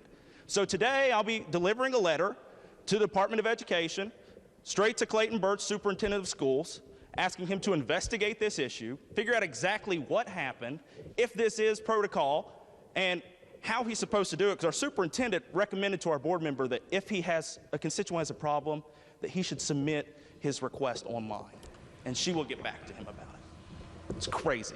So I will be delivering a letter today asking him to investigate this issue, and I'm going to go ahead and say that I truly think she needs to be fired. She needs to be gone. So I'm going to try to rally up the troops back home, get a petition of some sort to get rid of our superintendent. It's become too much. I stand up every single year and have to complain about these issues, and it's just, if you don't suck up to her, then you'll never get anything from her. And I choose not to do that. I choose not to suck up to her. And it's just got to the level of just complete disrespect and disregard for the citizens of Nicholas County.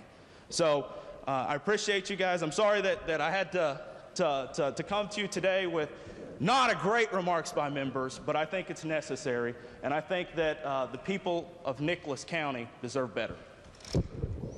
Gentleman 36, Sergeant Rowe. Thank you, Mr. Speaker. I just want the body to know that tomorrow is a sacred day for West Virginia. On February 3rd, 1865, the House of Delegates, joined by the Senate, voted to abolish slavery. Now, we don't have a formal celebration of that day. We do, thanks to the federal government's action this year, we do have Juneteenth, understanding that Juneteenth is the end of slavery in America, because there were people who were still enslaved in Texas, and when they were freed, that's Juneteenth. But West Virginia's day is February 3rd, and we should celebrate that day, being in this body, to think that this body, of course not in this building, made that vote. Now, a number of West Virginians believe that we came in as a free state.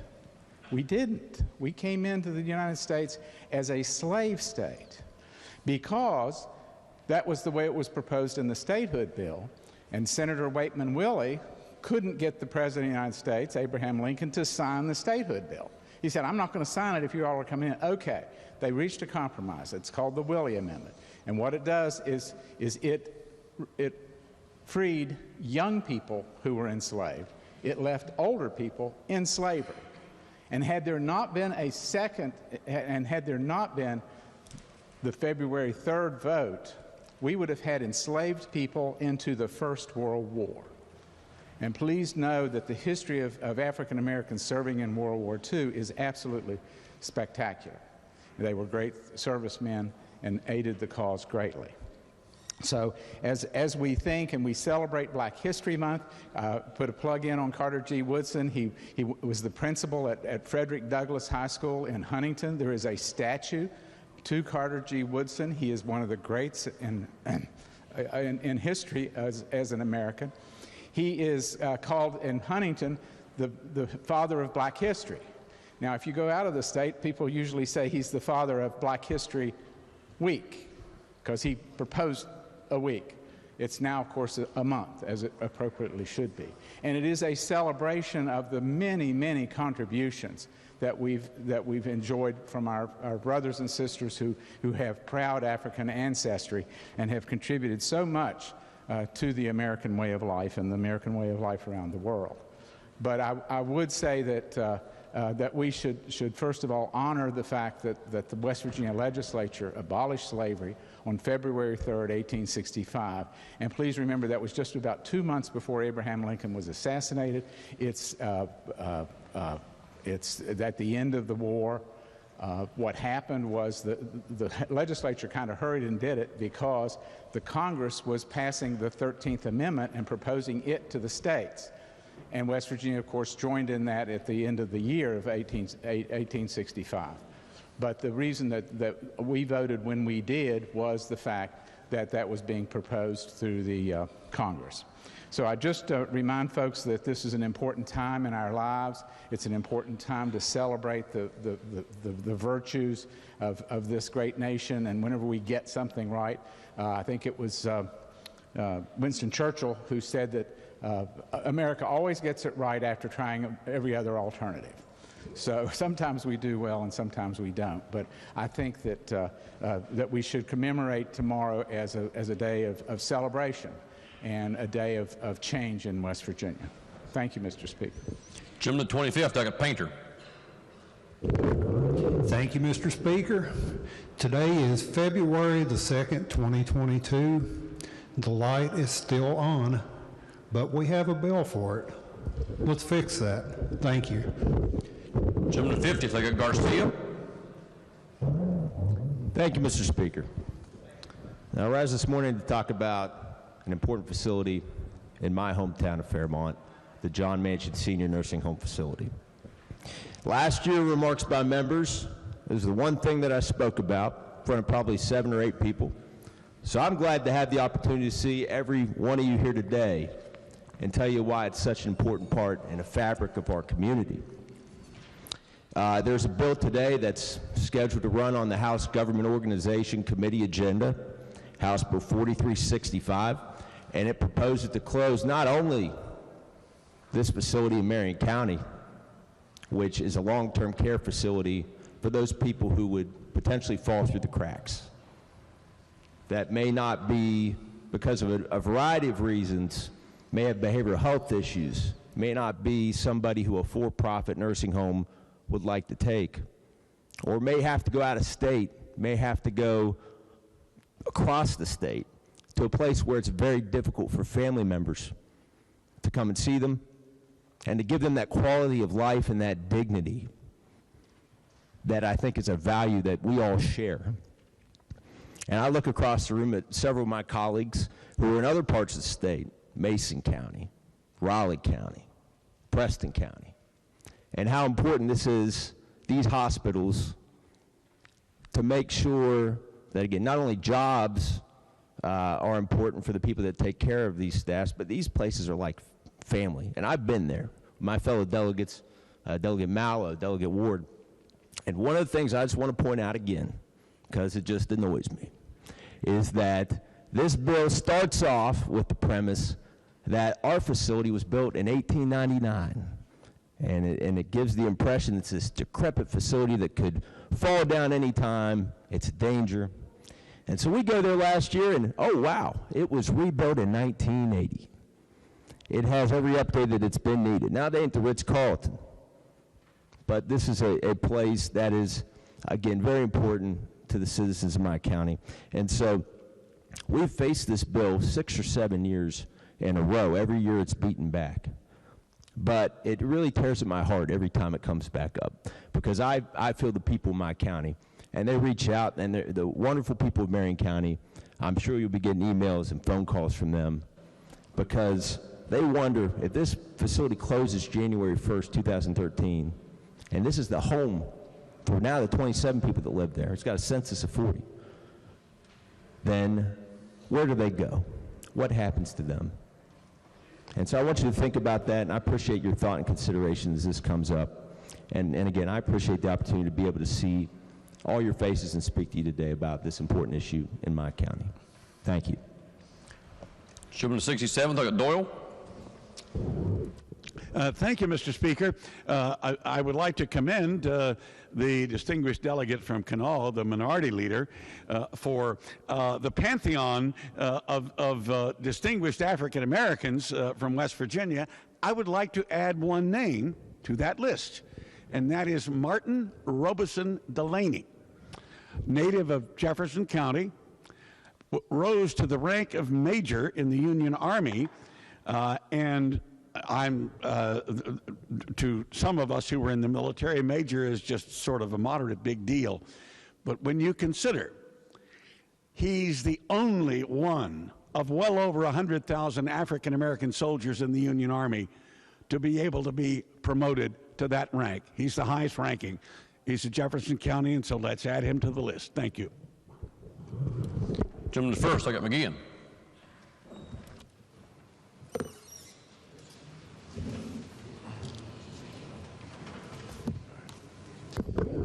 Thank you, Mr. Speaker. I'll be brief. I just wanted to address the body quickly here about something that I've noticed that is a larger phenomenon, not just within our state, but within the country as a whole. And I feel that it's very surreal. It's a very surreal phenomenon for me. And I think many of you probably sense it too. We are quickly approaching a post-constitutional era within our country and within several other states. Okay, let me give you an example. Anybody been following the news recently over in Europe? There's about 100,000 Russian regulars on the border of the Ukraine.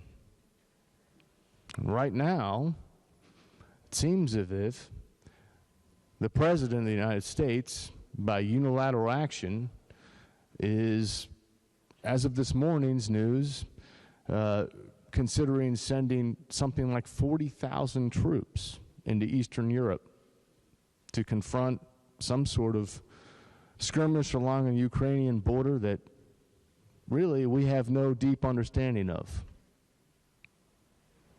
Why do I say that we're living in this post-constitutional era, though? The legislature and the Congress hasn't been consulted. There's been no consideration of some sort of declaration of war. We're moving closer and closer to a dangerous predicament in Eastern Europe, all because of one man who has this unilateral power, this authoritarian power to essentially do whatever he wants. Is that how the original understanding of the American tradition of government was supposed to sort of conclude? We don't have to really look any further than our own state capital. Because, you know, for 2 years now, we've also seen this post-constitutional order here in Charleston.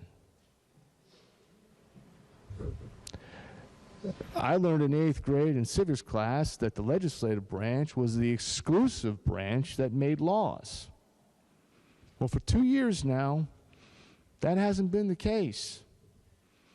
2 years now, there's been an that exclusive power has been usurped by the executive branch. The executive branch now claims that they too can issue laws or things that have the effect of law. Maybe it hasn't been exercised as much as in other states, but there, to my knowledge, has been no concessions of political power within the executive branch of our own state capital. Now just think, if that's happening here, think about the rest of the country and what's going on in the various states there.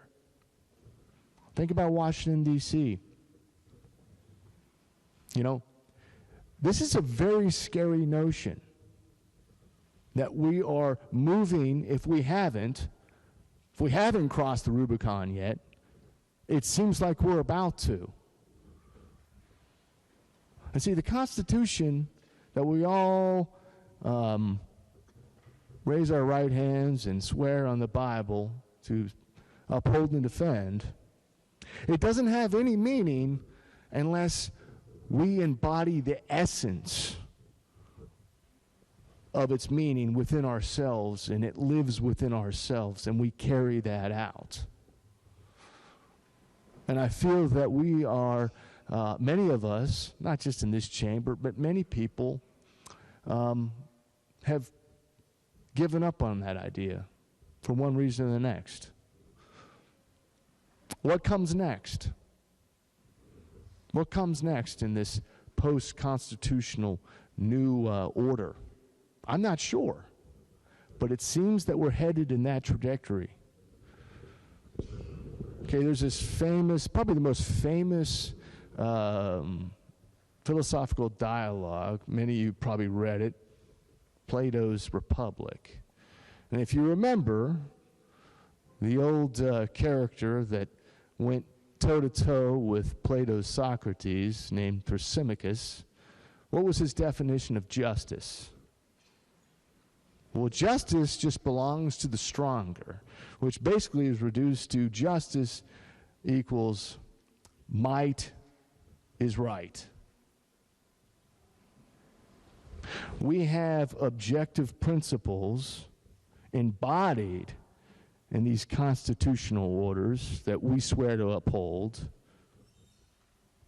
that create an objective morality, an objective virtue, an objective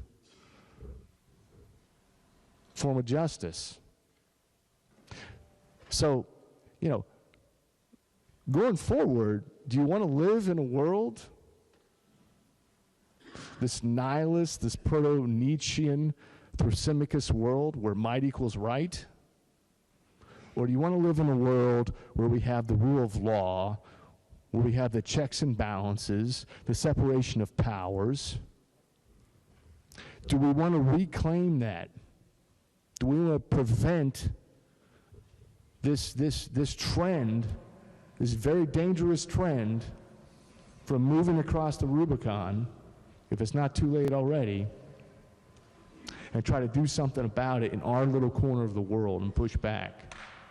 And that's what we really need to do. You know, we have legislative leaders, but they need to act as leaders of the legislative branch. Okay? The leaders of the legislative branch, in the traditional sense, must be jealous of the legislative powers that are exclusive to our branch. And what I mean by that, that means they have to safeguard the lawmaking powers. Okay? And sometimes there's not going to be much of a compromise. Sometimes rational debate, there is no middle position. It's a contest of wills. You know, the lawmaking powers belong to us,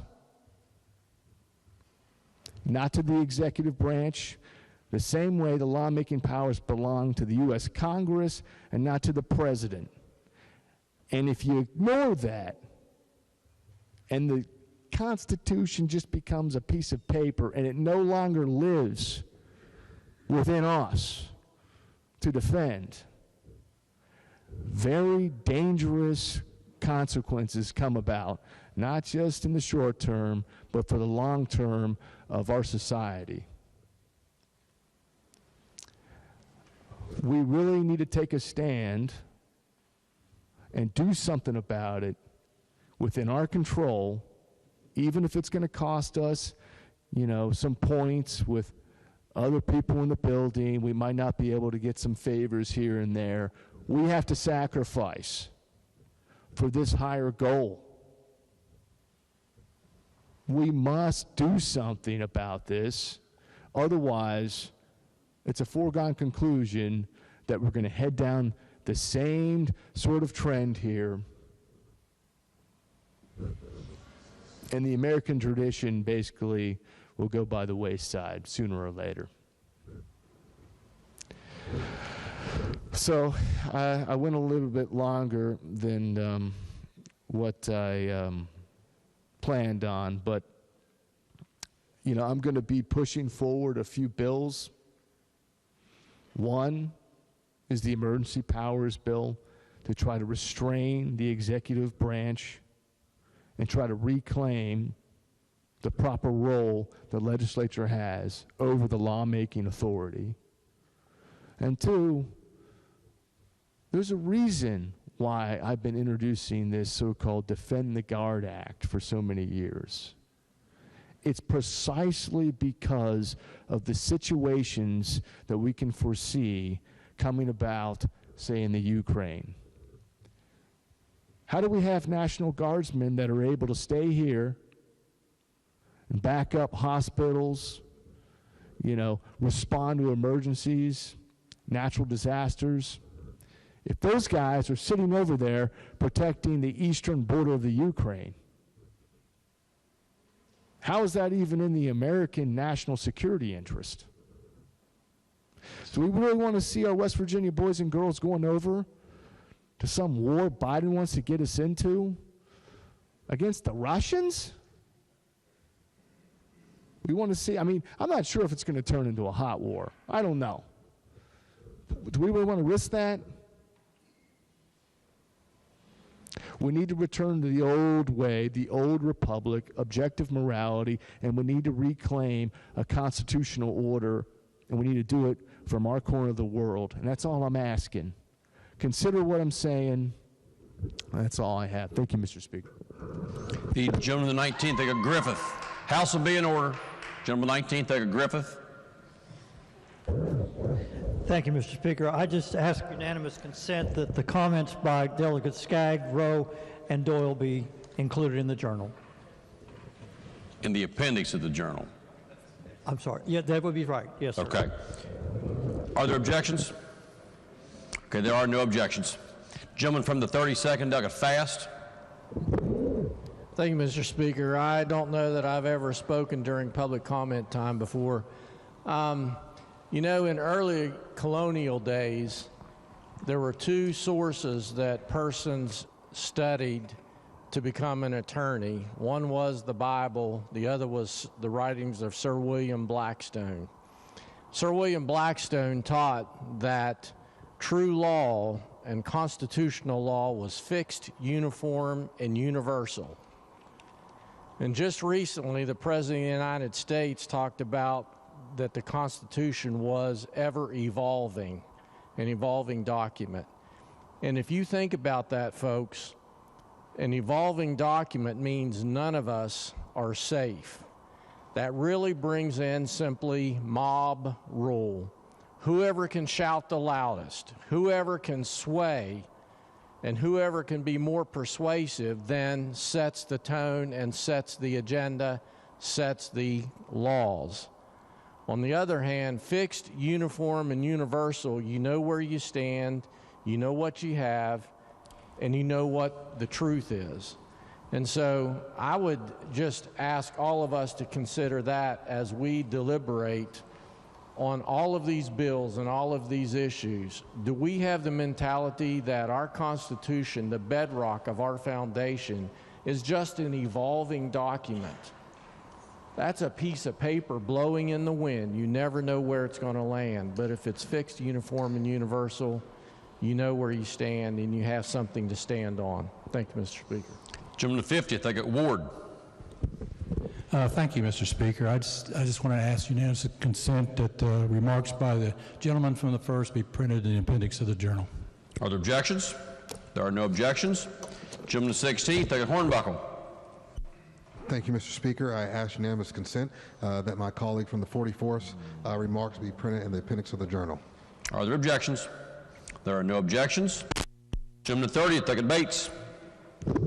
Thank you, Mr. Speaker. I just ask that the remarks being made by the gentleman from Minerals Jacket, the pro tem, be printed in the appendix of the journal. Thank you, Mr. Speaker. Are there objections? There are no objections. Are there further remarks? Gentleman 36, Doug Barrick. All right, thank you, Mr. Speaker. Yeah, you know what this is about. We got something coming our way. Today is Groundhog's Day, and I think very fittingly, the state groundhog of New Jersey a couple days ago passed away. I mean, he couldn't take the stress of what's coming our way. He had too much. Anyway, we do have a major storm system coming into this region, and it's going to arrive. We're going to see some rain tonight. Tonight, we're going to see rain tomorrow. Now, Thursday night into Friday is when things get really tricky around here.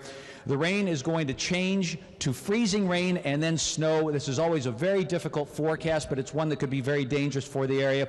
Travel could be very difficult. So we're talking about late Thursday into Friday morning. Best case scenario is that we're just going to see rain come in, change over to some snow, and the roads won't be cold enough to turn it into ice. But if that happens, that's fine, but I'm worried about the fact that the roads will get cold enough. We'll see freezing rain. Right now, the models are suggesting about 1/4 of an inch to 1/2 an inch from Charleston area up to the north. So anyone driving up to the north or out to the west, Huntington already has a winter storm warning in effect. So we're talking about Friday morning could be an ice rink around here. So potentially very dangerous situations. And down to the south, we could be looking at heavy rainfall, which could result in some flooding. So I just want to give you the heads up. I'll have a better idea for tomorrow, but still, Thursday night into Friday morning, we're looking at rain, freezing rain, and snow. Roads could be very hazardous. And of course, this could rival what happened last year out to the west around the Huntington area. We had that very serious ice storm, knocked out power for a long time. That could be another hazard of all this. So I will do an update. I'll have more about this for tomorrow. And right now, back to you, Mr. Speaker, in the studio. Are there further announcements? Are there further remarks? If not, the question is on the motion that the House stand adjourned at 11 a.m. tomorrow. Those in favor will please say aye. Those opposed, please say no. The ayes have it. The motion is adopted. The House is adjourned at 11 a.m. tomorrow.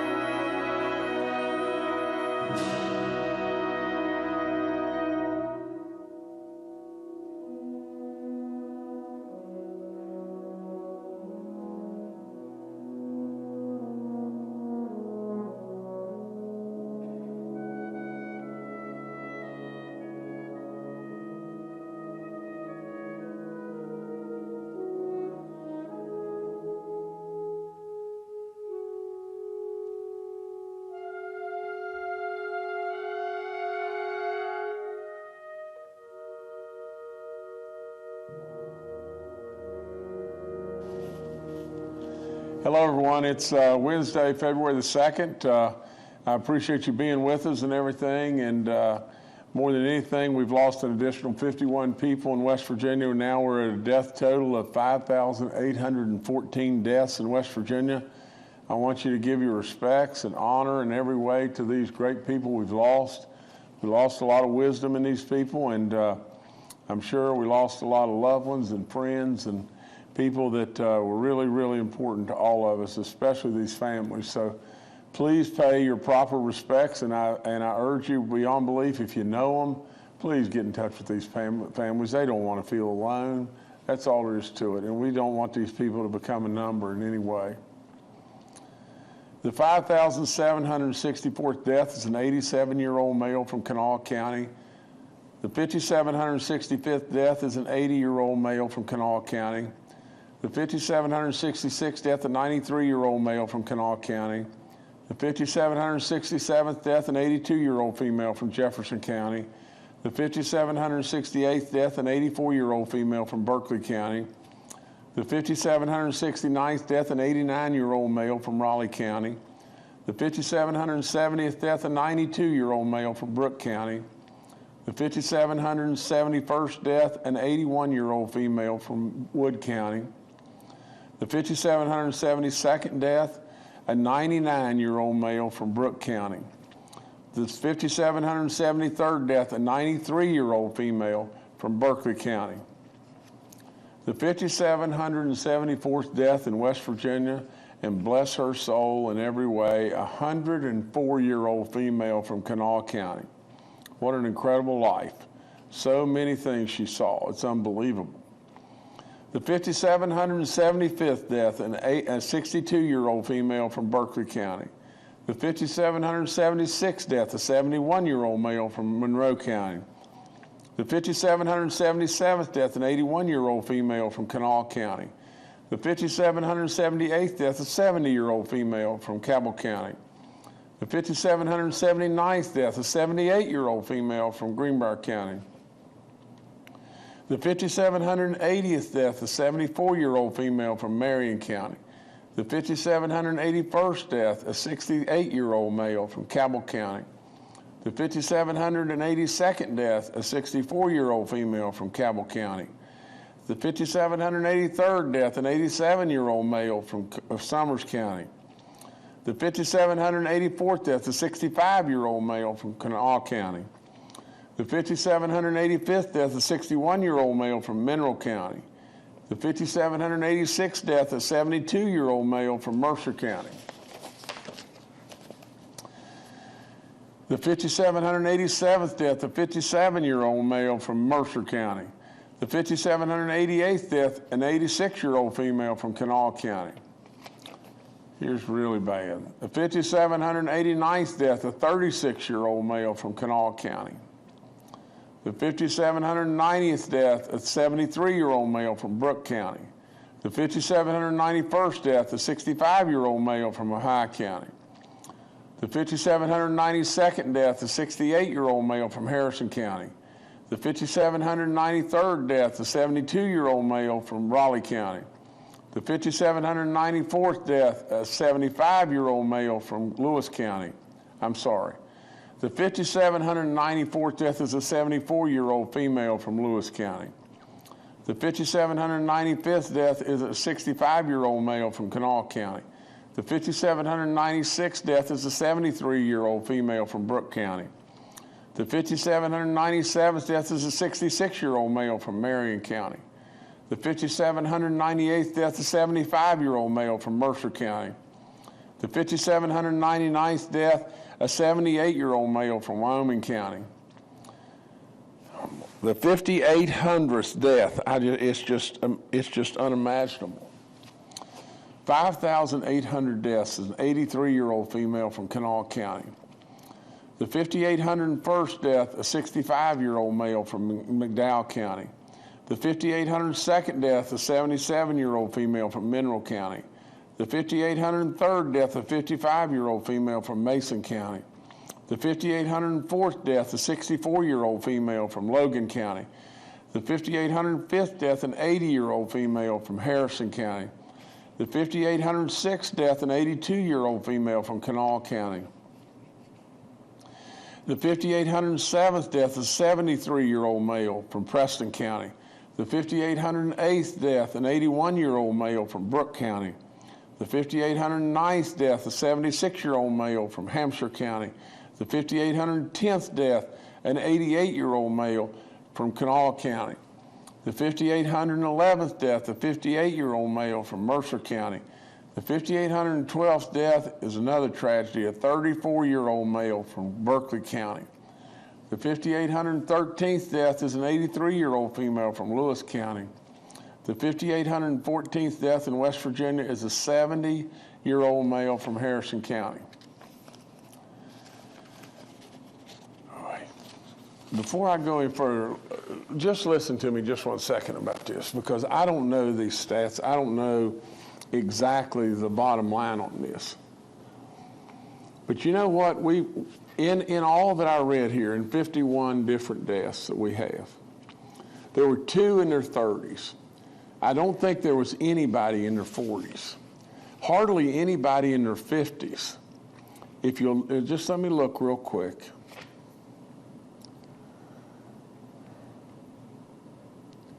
Two people in their 50s. 2 people in their 30s. Really and truly, is this not saying to us, and it's something that we ought to dig a little deeper on than just this? It seems like, and I was going to say this to you before, but it seems like that this thing, the deaths are growing again with our elderly people. You know, there's an awful lot of our elderly people we've already lost. But all of a sudden, the deaths seem like to be growing with our elderly people again. And if that be the case, really and truly, is it not saying, I just wonder how many of these folks were vaccinated but did not get their booster shot? Because without that booster shot, you are becoming very exposed again. And if we're very exposed, then we know that this terrible disease has attacked our absolute elderly, and it is really, really tough to survive without being vaccinated, without having your booster shot. I don't know, but my gut, and I always listen to my gut tells me the age is going up, and the reason the age is going up is we're not boosted. And absolutely, that is something that we really need to take to heart in a big, big way. Our active cases are 11,491. We have 2,988 new positive cases today. Our daily positivity rate is 17.79. Cumulative rate is at 8.12. Recovered cases around 435,000. You know, from all that, the active cases have dropped a little bit. The daily positive cases are still up around 3,000, and that's a lot. We've got 1,097 people that are hospitalized in West Virginia, and that's a new record high. We have 235 in the ICU units and 124 on ventilators. You know, many, many prayers for all those folks. A lot of those folks are in real trouble. You know, please offer up your prayers for all them. Our red counties still are coming down. This thing looks like, just like what Dr. Marsh has said. I mean, how many times has it got to be right for us not to listen to him?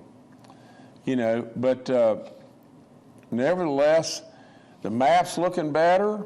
The active cases are looking better. Still a bunch of positive cases here. But look at the age. The age, to me, is creeping up. And if the age is creeping up, we just don't have people that are getting their booster shots like they should. Okay, I've got a whole bunch of announcements, and I'm going to go through them as quickly as I possibly can. This one is absolutely dear to my heart because this one reflects how we're watching the store and doing our business in West Virginia. We have another incredible surplus in the month of January. You know, in December, we came in, I think, at 133 or 131 or whatever like that, 131 or $3 million over the estimates. Well, in January, we came in at 136.8 million above estimates again. It's making our let me get this right.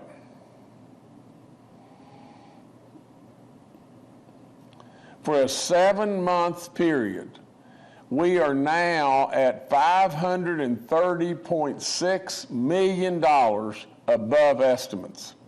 Breaking all-time record after record after record. We know all that. We're breaking all-time records as far as unemployment in our state. We continue to set more and more and more records every single month as far as what our collections are, what our revenues are.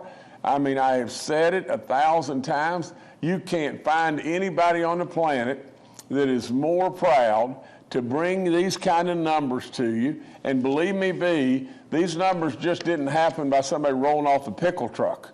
I mean, really, when it really boils right down to it, people worked. A whole lot of people worked. And a lot of people took chances, and a lot of people absolutely had vision. And absolutely, without any question, so many people deserve a lot of credit in West Virginia, and more than anything, you the people, you're the stars. I've always known you're the stars, but this is flat believable.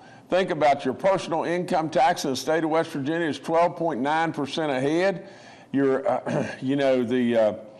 your year-to-date collections are $181.7 million ahead on personal income tax, collections. On consumer sales tax, we're $80.4 million above estimate. On severance, we're $163 million above estimate. On corporate net, we're 98.6 above estimate. All across the board. This isn't just sales tax. It's not just severance tax. It's not corporate net. It's not personal income. It's everything. It's everything.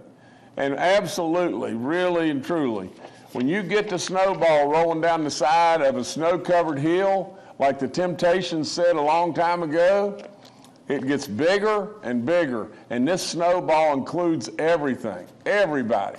And so let's just keep it going, for crying out loud.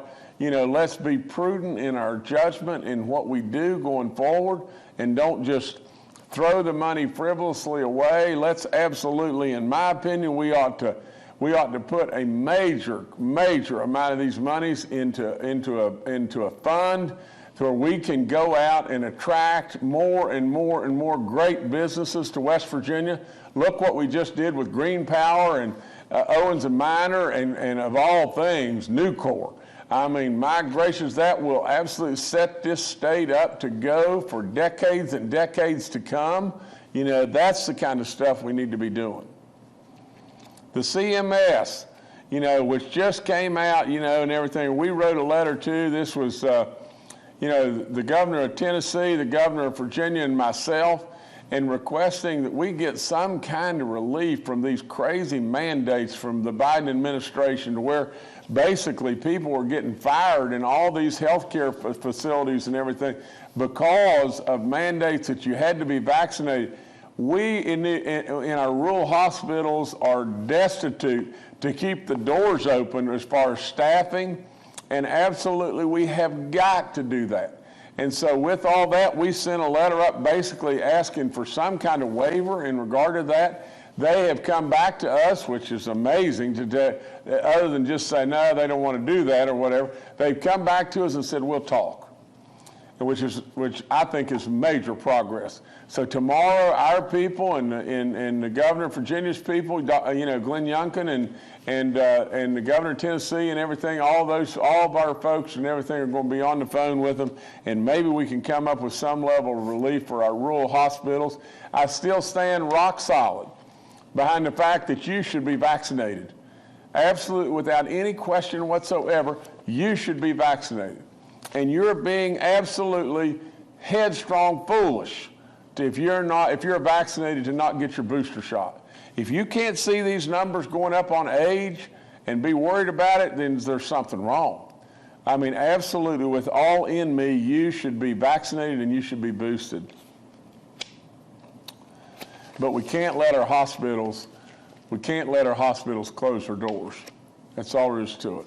And we got to be totally respectful, and I've said it 1,000 times, respectful of people's wishes and honor their freedoms just as much as we expect them to honor ours. From the standpoint of the antibodies, like I've said over and over, they have discontinued a couple of them and everything. There's still a couple of them out there, but the two that they discontinued, they felt like that those were not helping us with the Omicron virus and or strain or variant rather. From the standpoint of home health tests, you can get 2 free home health tests and everything from for every household, from the Biden administration by coming to our COVID test, covidtest.gov. It's right there on the screen. From the mask standpoint, they'll be made available at the pharmacies. You should be able to get them now, and that is you should be able to get 3 N95 masks per person. Of course, everybody knows the N95 masks are the best. Just a report on our great National Guard, right now, the numbers that I have, and I'm sure this number's a little low, 275 Guard members have been deployed now to 34 facilities. Gracious goodness, what work they do. It is amazing. Reminders again, if you're 65 and older, I've said it 1,000 times, you're 65 and older, you get any symptoms whatsoever, please go get a test. Please go get a test. There are still antibodies available that could save your life, but we got to catch it early. We've got to catch this early. From the standpoint of face coverings, if you're going out in a crowd of people and everything, you're 65 and older, you have any pre-existing conditions at all, please consider wearing a mask. I've said to you over and over about the booster shot. There's no point in me just going over that again. We continue our numbers, continue to rise just little by little. We're at 70.9% of the 18 and over right now that have gotten one shot. That's really decent and everything, but we got to keep going. We just got to get better and better and better. We have now given out 383,601 booster shots in West Virginia. And that's progress, but we still, I mean, get this. We're still at 51.8% of the people that are 50 and older that have received their booster shot. And 57.2% of the 65 and olders have received their booster shot. Now look, listen to me, please. We're leaving a great big delta of people that are on the table right now that absolutely have not gotten their booster shot. We've gotten a lot of them, 383,000. And we continue to get more and more and more. Every time we come on, we continue to get more. But absolutely, with all in me, did you not just see all these names of people that I just read? 51 names, 2 in their 30s, 2 in their 50s, 2 in their 30s and 2 in their 50s, and all the rest older. Now, if you happen to be 50 and older, or you happen to be 65 and older, and you absolutely are fully vaccinated, and 51% of the 50 and olders and 57% of the 65 and older are all that have gotten their booster shot, what are we doing? What in the world are you doing? How on earth are you exposing yourselves to this kind of sickness and this kind of absolute, just terrible outcomes? You got to get that booster shot. Okay, all of our COVID information's up on the website. I encourage you to take advantage of all the free testing. I always thank Fruth and Walgreens, and I mean that from the bottom of my heart.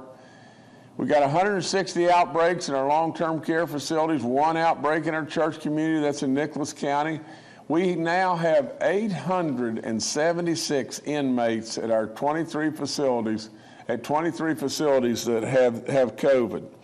And we have 234 staff members, well over 1,000 people. In fact, it's 1,100 people, right on, no, it is 1,110 people, right on the money. It's amazing. Rental stuff, you know, if you're a renter or landlord, call us. We may very well be able to get you some real money. I encourage you about giving blood. I've said that over and over and over. And proudly today, I've signed a proclamation to declare February as Black History Month again in the state of West Virginia. West Virginia has been home to some of the absolute most, influential African American scholars and leaders. And this month, we want to take time to honor their lives and their legacies. It's important stuff, really, really important stuff. And the more we know, the more we learn, the more educated we are, just the better people we are in every way. We lost a Supreme Court justice. We lost, our Supreme Court Justice Edwin Flowers. He died at the age of 91 on Thursday. Flowers served us in 1975 following the resignation of Justice James Marshall Sprouse. And Jim Sprouse, I knew him well. You know, he lived, his home was in Monroe County, and I can remember thousands of times going by his home and thinking how beautiful it was and everything. And, we miss him. We surely now mourn Justice Edwin Flowers. And he served through 1976. Kathy and I surely send out our condolences, and I will issue a proclamation to lower the flags to half staff on the day of his burial. So God bless him and his family in every way, and please keep them in your prayers too, please. I just did an announcement this morning of Game Changers in Greenbrier County. It was really good stuff. Game Changers is doing great stuff, and I think between what we're doing with communities and schools, I mean, they're way out ahead. You know, like I said, the Communities and Schools program is phenomenal. Touching absolutely 70,000 plus kids right now in 31 counties and spreading all across our state and doing great work. And Jobs and Hope is absolutely doing some really solid, rock solid work. Game Changers is addressing our opioid and our addiction rates and everything with our kids and exposure in every way with our kids.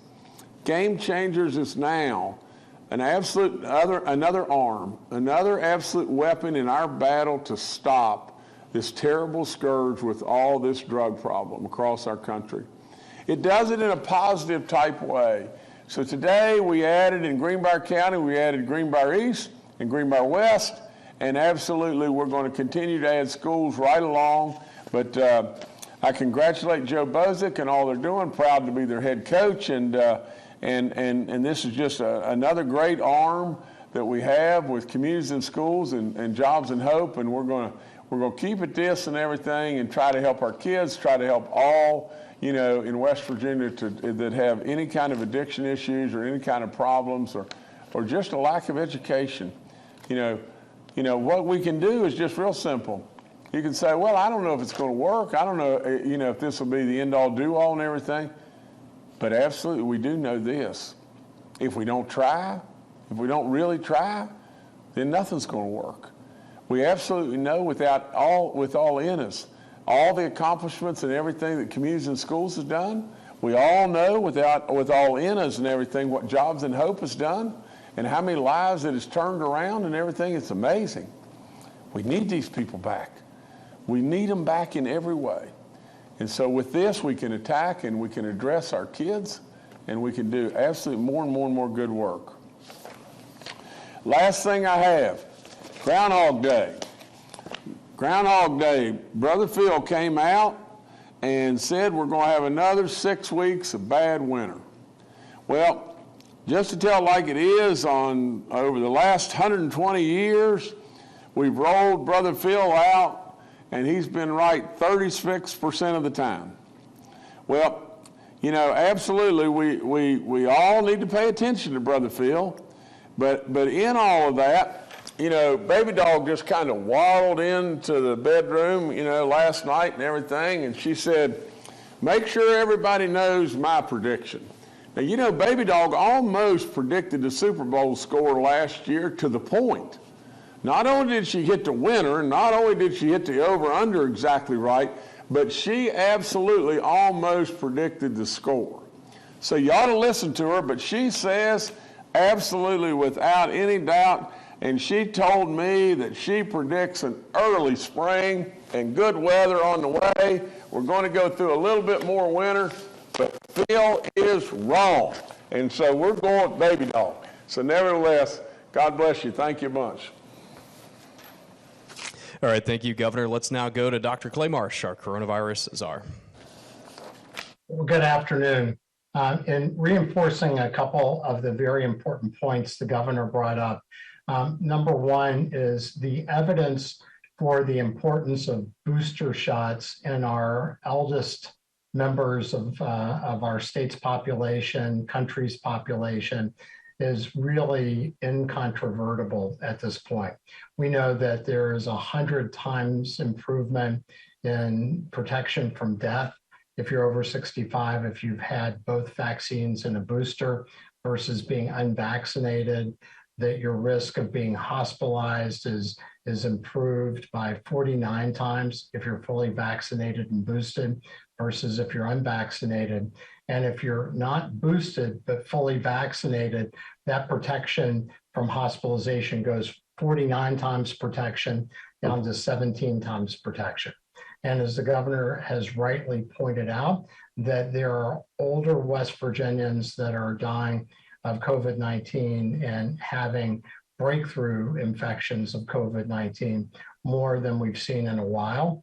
And we know that it's really important because the vaccines do lose some of their potency for our most vulnerable citizens, and that would include everybody over 50 in West Virginia based on the data that we have, should absolutely get boosted, and that's really important because the governor pointed out that it looks like our cases may be plateauing and maybe even starting to come down on the other side. We know our reproductive score has been less than 1 now for several days. And so as we anticipate next steps, then we can pretty much anticipate that hospital numbers will be the next thing that we'll have to watch very carefully. We were at, I think, 1,097 West Virginians in hospital beds today, and that's almost at the same level as yesterday, which is our all-time record high. And we also know that data from the United States and the world would say that the U.S. is seeing a disproportionate number of people die from COVID-19. When we look at the Omicron variant, and we've talked about on a person-to-person basis, it may be a little bit less severe, but because of the great numbers of people infected, some people project that we may see as much as 40% of the entire U.S. population infected over an 8-week period of time with the Omicron variant. The average daily number of deaths is higher than Omicron than we had seen at any point during the Delta pandemic. And we are seeing in the United States, our death rate far exceeds other rich westernized countries.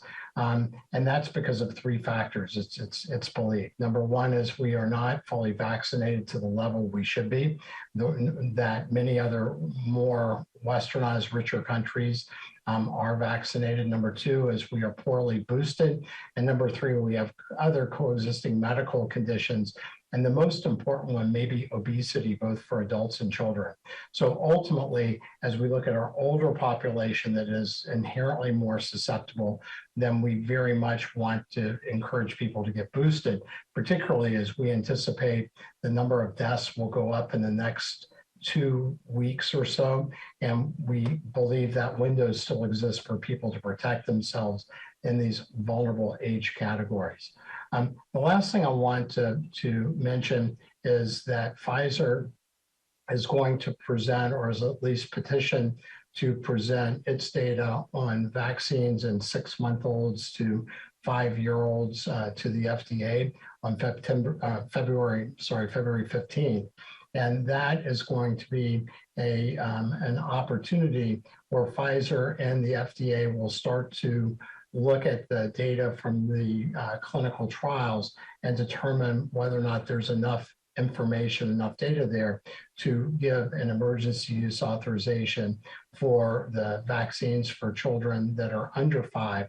And as we've talked about here before, at every age grouping, the dose of the vaccine has gone down. This amount of vaccine is 3 micrograms. Children over 5 are immunized with 10 micrograms, and children under or over 12 are immunized with 30 micrograms, the adult dose. And because of the small dose, there has been the findings, at least it's been reported out, that in 6-month-olds to 2-year-olds, there has been an increase in the antibodies sufficient that there appears to be clear protection against those young people.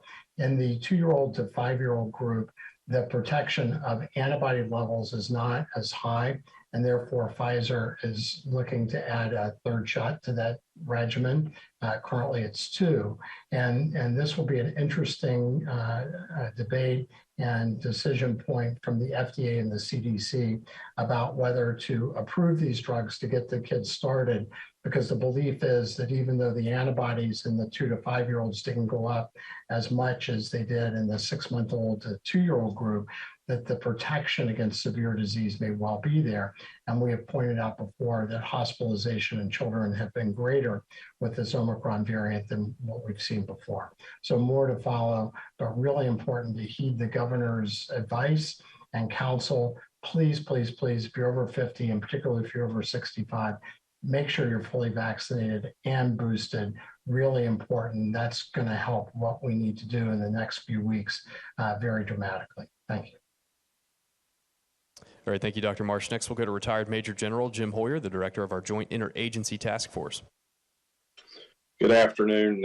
Use some data to highlight some of the governor's and Dr. Marsh's earlier points. One area that we really want to pay attention to in our hospital numbers, in addition to being that almost 1,100 number again, 149 new admissions today, and we are up to 20 pediatric cases. So we still have some significant challenges there that we need to manage. As the governor pointed out, 34 hospitals are receiving assistance from the National Guard, as well as 4 long-term care facilities. That puts our number up when you add the 4 long-term care facilities to 286 personnel. We have the ability to go up to 350 National Guardsmen. So some great work over the weekend by the hospitals, the long-term care facilities, our National Guard team, and the JIADF staff to balance those loads out and make sure we still have reserve capability available. We did see this week an increase in our antibody shipments for the sotrovimab from 312 courses to 360. So that is a good progress to help us out, but not nearly the amount we need.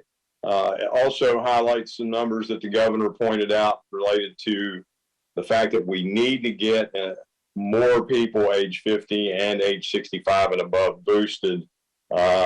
If you look at our numbers over the past 2 months, from December to January, our average age of death went from 69 to 71. Again, reinforces what the governor's talking about related to those booster doses and how important they are. And earlier today, Dr. Marsh had sent us some information. If you look at the numbers that he talks about, just to put it in a maybe more simple term and format, if we had everybody boosted and having 3 doses, we would reduce, based on the statistics and the data, we would reduce our death rate by 99% and our hospitalization rate by 96%. So it's really, really important, as the governor and Dr. Marsh point out, that we've got to get West Virginians boosted, particularly our older population. Thank you. All right, thank you, sir. Next to Dr. Aina Amjad, our State Health Officer. Good afternoon. Just a reminder, if you're testing positive for COVID-19, we are shifting our case investigation and contact tracing efforts.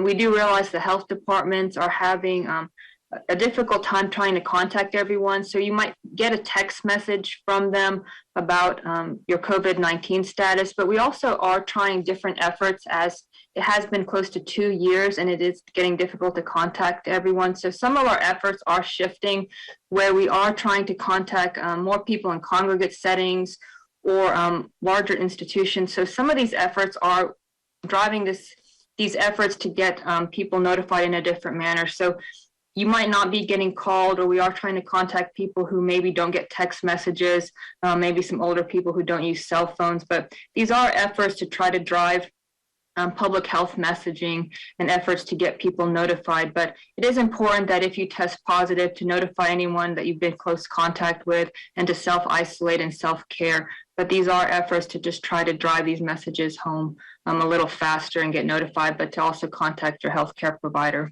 Thank you.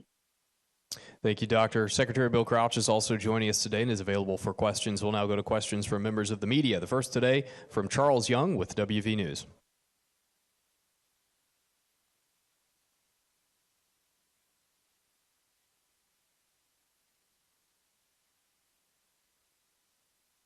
Get this emergency use authorization.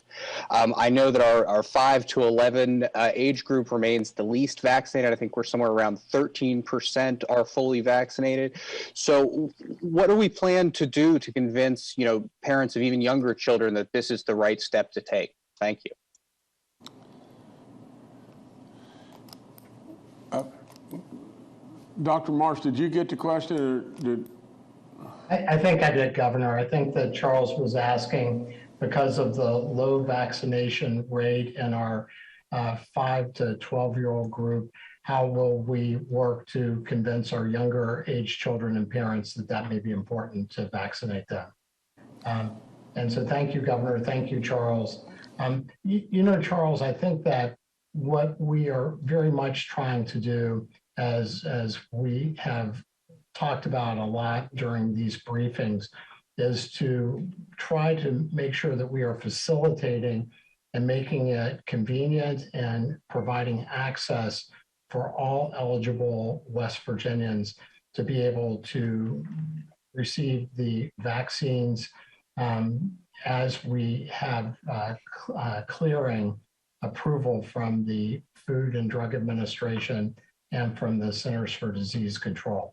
And certainly, as we start to look at hospital numbers around the country and new cases around the country, we do know that children have been impacted in a much more significant way with the Omicron variant than we've seen before.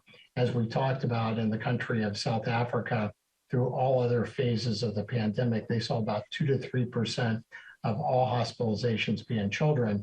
With the Omicron variant, they saw about 14% of the hospitalizations be in children. And although we have not seen soaring numbers, as General Hoyer talked about today, we did see for the first time 20 pediatric admissions to the hospitals. So we would be strong advocates for consideration of immunization in all the approved age categories. We will wait to see what FDA and CDC does with the data in the current from the current clinical trials in 6-month-old to 4-year-old children that will firm up that gap that we have right now.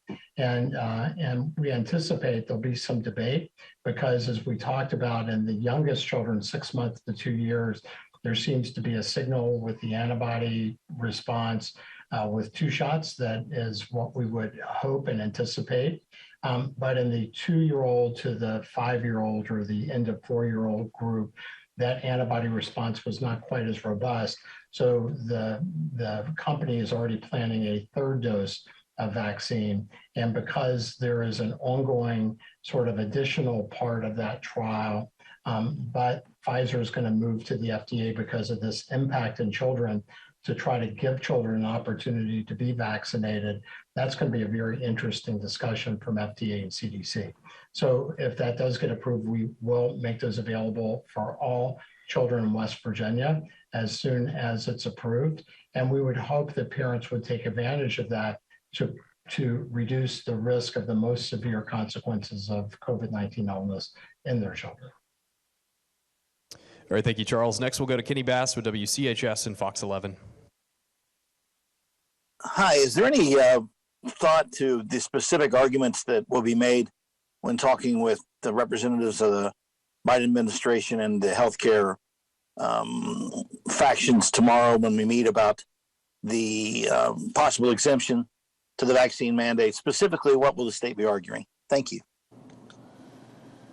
Well, I mean, General, would you like to take this? I mean, I can do it, but we'll go ahead. Yes, I'm happy to, Governor. So, Kenny, part of the issue is we look at numbers, and the Secretary and the Governor's staff and I were discussing this earlier today. The larger percentage or areas where we have staffing issues right now are in our rural facilities, and we also have challenges normally there within the system with just getting staff. So when you have COVID staff, COVID causing additional staff outages, you create challenges. So what we've been asking for is for the governors to have the flexibility to manage that based on our state and our requirements, and to do the best we can to maintain healthcare access for our rural West Virginians. So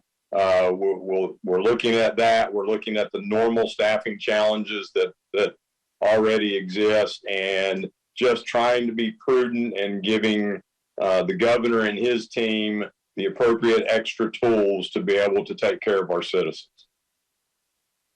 All right, thank you, Kenny. Next to Paul Mullen with WCBC. Good afternoon, Governor. Good afternoon, panel and fellow journalists. I have a question about masks. If someone is relying on their old mask until they get the new K95 or KN95 mask, how good is that mask? Does it do you any good to wear that at all? Is it better than nothing? Maybe on a scale of 1 to 10, where does it fit? And how good is the upgraded mask going to be if you're trying to prevent contracting the virus that way? Thank you. Dr. Amjad, please. Yes, Governor. Paul, you know, those masks in a perfect setting really are supposed to only be used, you know, per patient. That's what the hospitals would say. If we had an abundant supply, we use them per patient. But now if you're just using it in the public setting, I would say a couple of days. But if you're using it a lot, I mean, you can kind of see if it's being worn down, I would say. But I would use mine for, I would say, about a week or so at least. But if you can't get them in abundant supply, and it might sound kind of funny, but I mean, if it smells bad or you've been wearing it a lot in a restaurant or running around with it and you can see through it, I would think it's not very good. But I mean, most people have been wearing them for at least a week or 10 days or so. But then, I mean, but I would think if it starts to smell bad or you can see holes through it, I would get rid of that mask, Paul, and try to find another one. But I don't know. Hoyer's laughing at me, but you know, I think you could tell when it's pretty run down and get another one. All right, thank you, Paul. Next, we'll go to Mark Cram with WDVM. Good afternoon. This is my first opportunity to join you fine folks since the governor's come back. And so, Governor, it's good to see you fine and fit there once again. I'm starting to see reports now about a subvariant. Up to this point, I think we've heard a lot about variants, but now this subvariant to the Omicron. I'm curious if someone has had the Omicron, are they also susceptible to this subvariant, or is it kind of got them covered once they've had Omicron? And once again, thanks for all of your time. Dr. Marsh, please. Mark, thank you so much for the kind words. Thank you, Governor, and thank you, Mark. Well, what you're speaking of, Mark, is a subvariant of the Omicron virus, the Omicron variant. And there's really two that are important right now, both in West Virginia and across the world. And the virus that we're seeing exclusively here from the Omicron is called BA.1, which is the original variant of the Omicron that has circulated around the world, circulated in South Africa, and is 100% of our Omicron cases.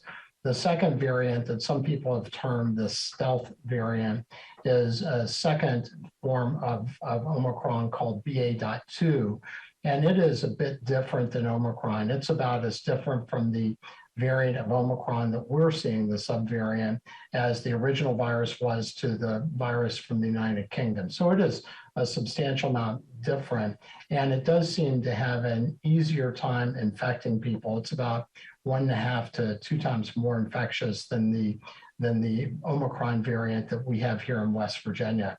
The important finding is that if you're fully vaccinated, you're protected against both variants very well. The BA.2, the second variant of Omicron, is not more severe than the version that we have here in West Virginia, which is good. But what has been found is if you have only had a very mild case of the BA.1, the Omicron variant that we have in West Virginia, then you still have the potential to get reinfected by the second subvariant, the BA.2.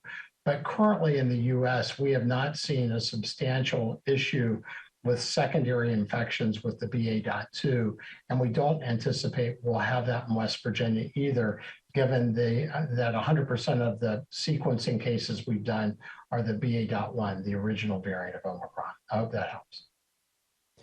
All right, thank you, Mark. Governor, I'll turn it back to you. Okay. I don't know how many lists we've still got up, but I want you to really listen to me. And I want our media to listen as well. You know, because I can really make this really, really simple. You know, I'm a numbers guy, and no one told me, here's the percentage of how the age is moving up or down or whatever. All I do is look at numbers all the time, and I'm a numbers guy. And I can dissect the numbers pretty quickly. From all this, I would just tell you just two things. Two things that are being said, in fact, three things. And I'll make this as simple. Absolutely, it is beyond belief simple. The real truth is just this. We're having more pediatric cases at our hospitals today than we've ever had. Now, what does that tell you? It tells you that your children are absolutely exposed at some level. You need to move, and you need to react.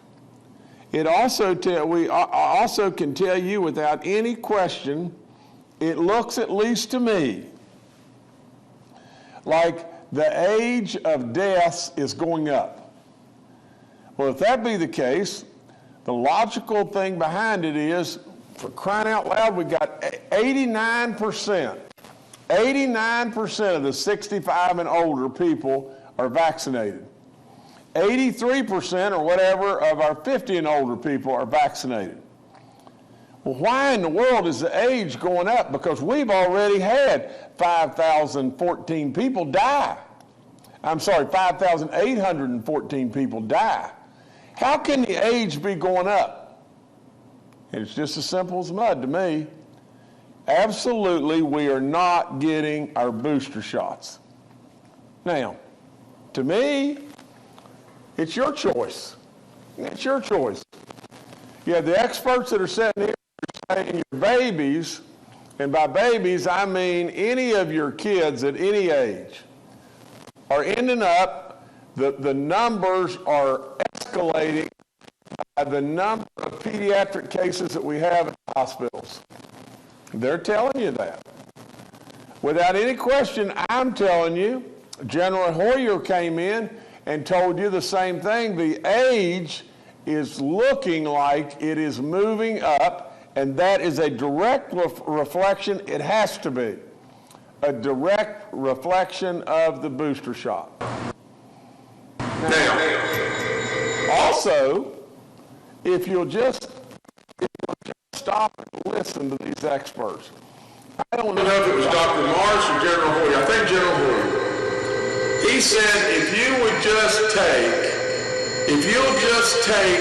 today's deaths and say we're all boosted, we could, or maybe all the deaths, the recent deaths that we've had, not just today, with them all boosted, we could cut the number of deaths by 99%.